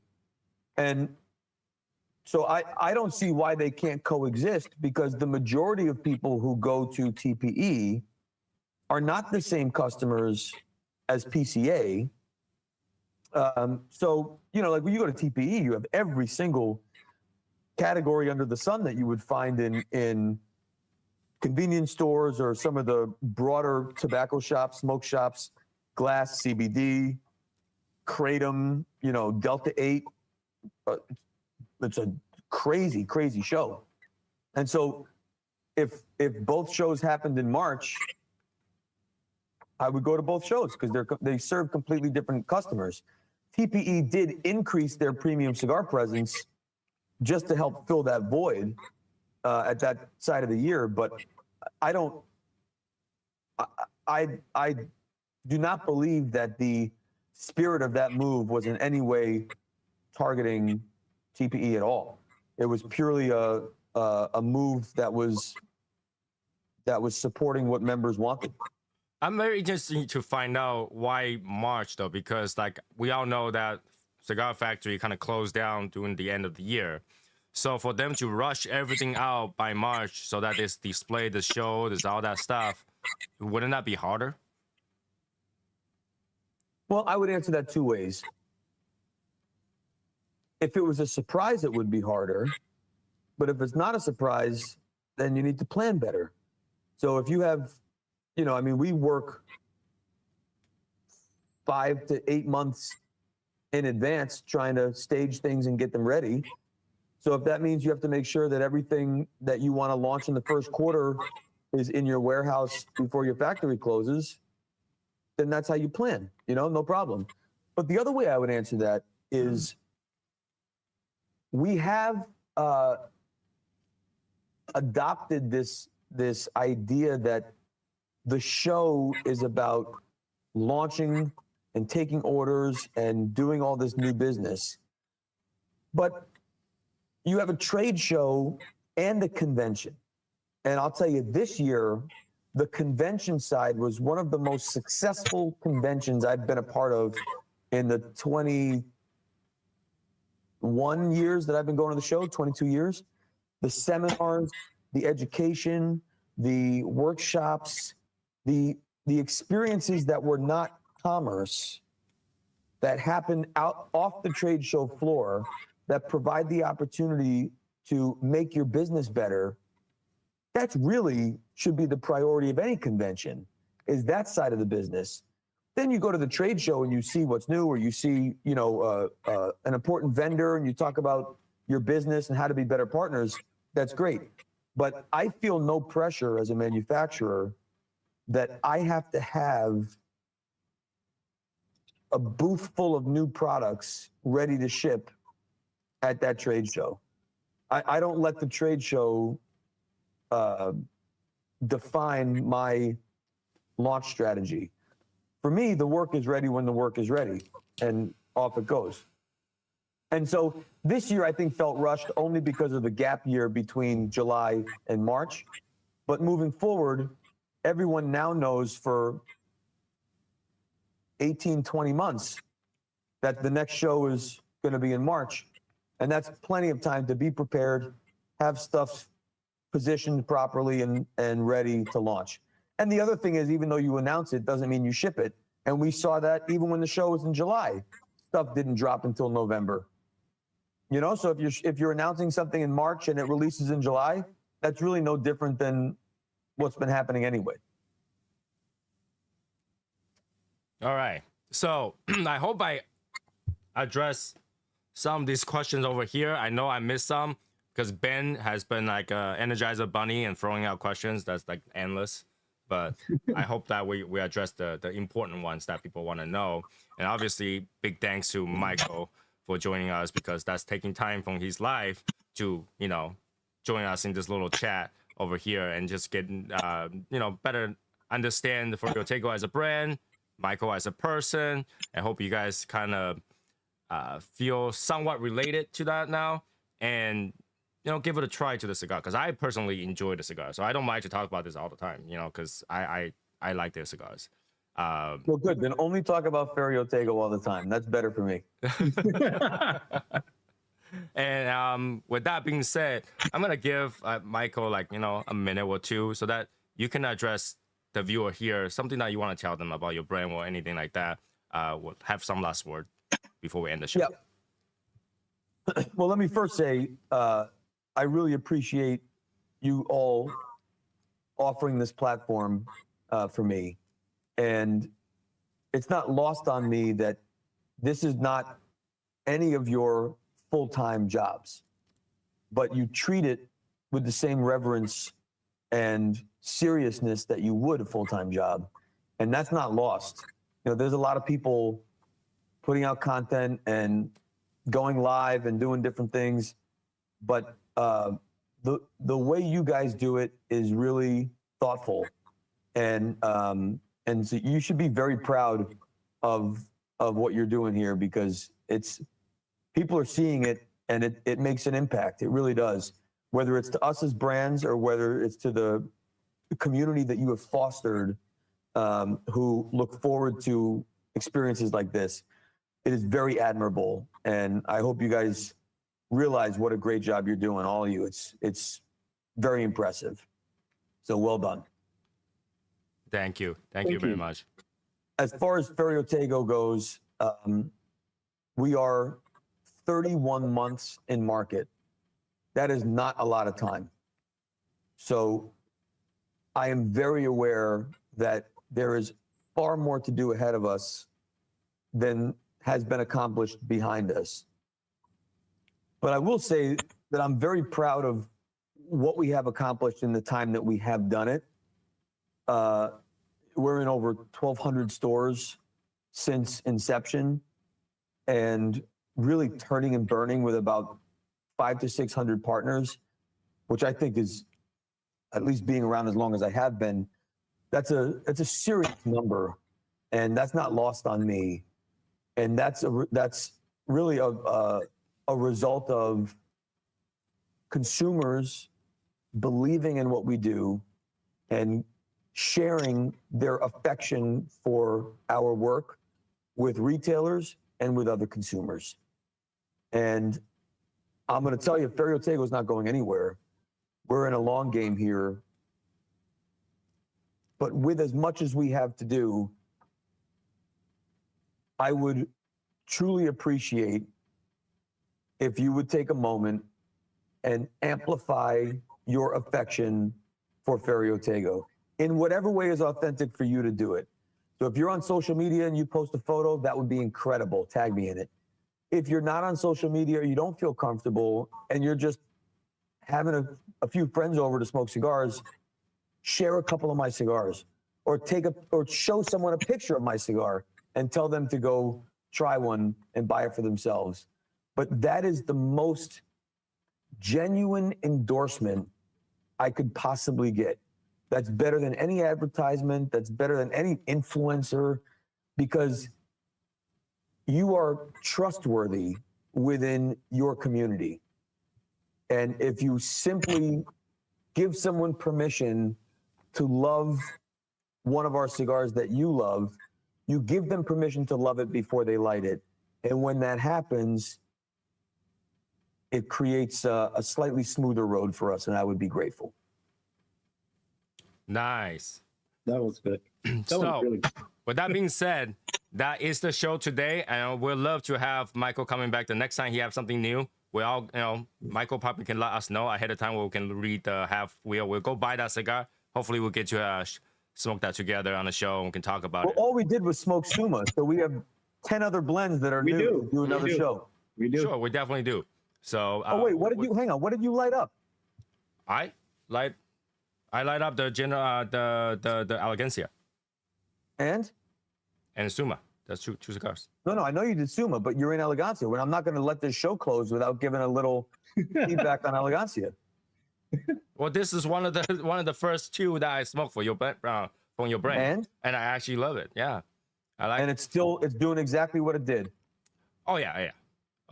But And Eric? keep in mind, I go ahead. had these cigars when I bought them quite a bit of amount, and so when I have them, it's the same batch from that So original. is that 2021? Is that original or 22? I think so. I think that was 2021.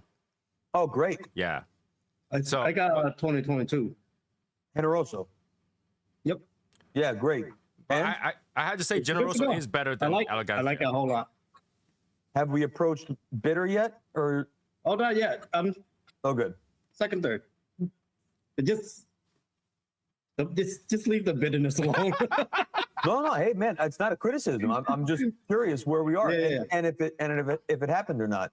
Oh no, And not Johnny, yet. what did you do? Not yet. No, it's nice and smooth, syrup texture, everything. Yeah, that viscosity, exactly. Yeah. Johnny, I smoked both Sumas. I started off with the Corona Gorda, and then I'm on the Robusto now. So Corona Gorda, I prefer it. It's bolder. Robusto, creamier, smoother. yeah, for me, the Corona Gorda has a little bit heavier woodiness and spiciness, whereas the Robusto comes across a little flabbier, more of that viscosity. Yeah, this is really I creamy. like the fact that he talked about flavor. I love it. And I'm I still gotta- on the same torpedo I started with. I gotta go get some of that torpedo because I see some people talking about torpedo is really good. So I wonder if there's a huge difference between a torpedo and a Robusto I'm smoking. So Well, and I would also encourage you, and Eric, you too, bro. I know you don't like 60s. I don't favor 60s. What I will tell you is, because I have to make 60s, I make 60s with real serious intent. And so that means that it's not just making the blend, saying, okay, put it in these 4 sizes and go. We're editing the story based on the format. And the 60s, whether it's Panamericana, Supreme, Prestige, and especially on Sterling, on Suma, bro, the 60 is delicious. Oh man, I haven't touched a 60 in a little bit, man. I'm telling you, don't buy a box. Just buy one, just to experience the version of the story in that format. Michael, it's hard not to buy a box when I know you now. I was like, Oh, good, buy a box. That's what I meant. Buy a box. all right, cool. So yeah, we will definitely invite Michael back again when we go through all these cigars. We're gonna do some reviews. on those cigars. Of course, we have our backlog, and I hope everybody enjoyed them and then try to review them with us. And then, follow us. Follow Ferio Tego. Follow Michael Herklots. oh yeah, and then yeah, Instagram. They have Instagram. They have YouTube. We don't have much on YouTube, unfortunately. I need help there, but we do have Facebook, Instagram, Twitter, or whatever used to be Twitter. Yeah, We're there. and go follow them. Go tag him so that every time he can come back and read your feedbacks. And And if you have a question that we didn't answer, just send me a message, and I would gladly answer it. it'll be easier for me now because I have his number. I just text him. That's it. Text me. Just don't put it in the comments. Just fuck it, put it in the comments. I don't care. All right, so that will be it for our show. Hope you enjoyed it. For those people who still want to chat, Discord is where you go. And I'll see you guys next time. Bye, guys. See you.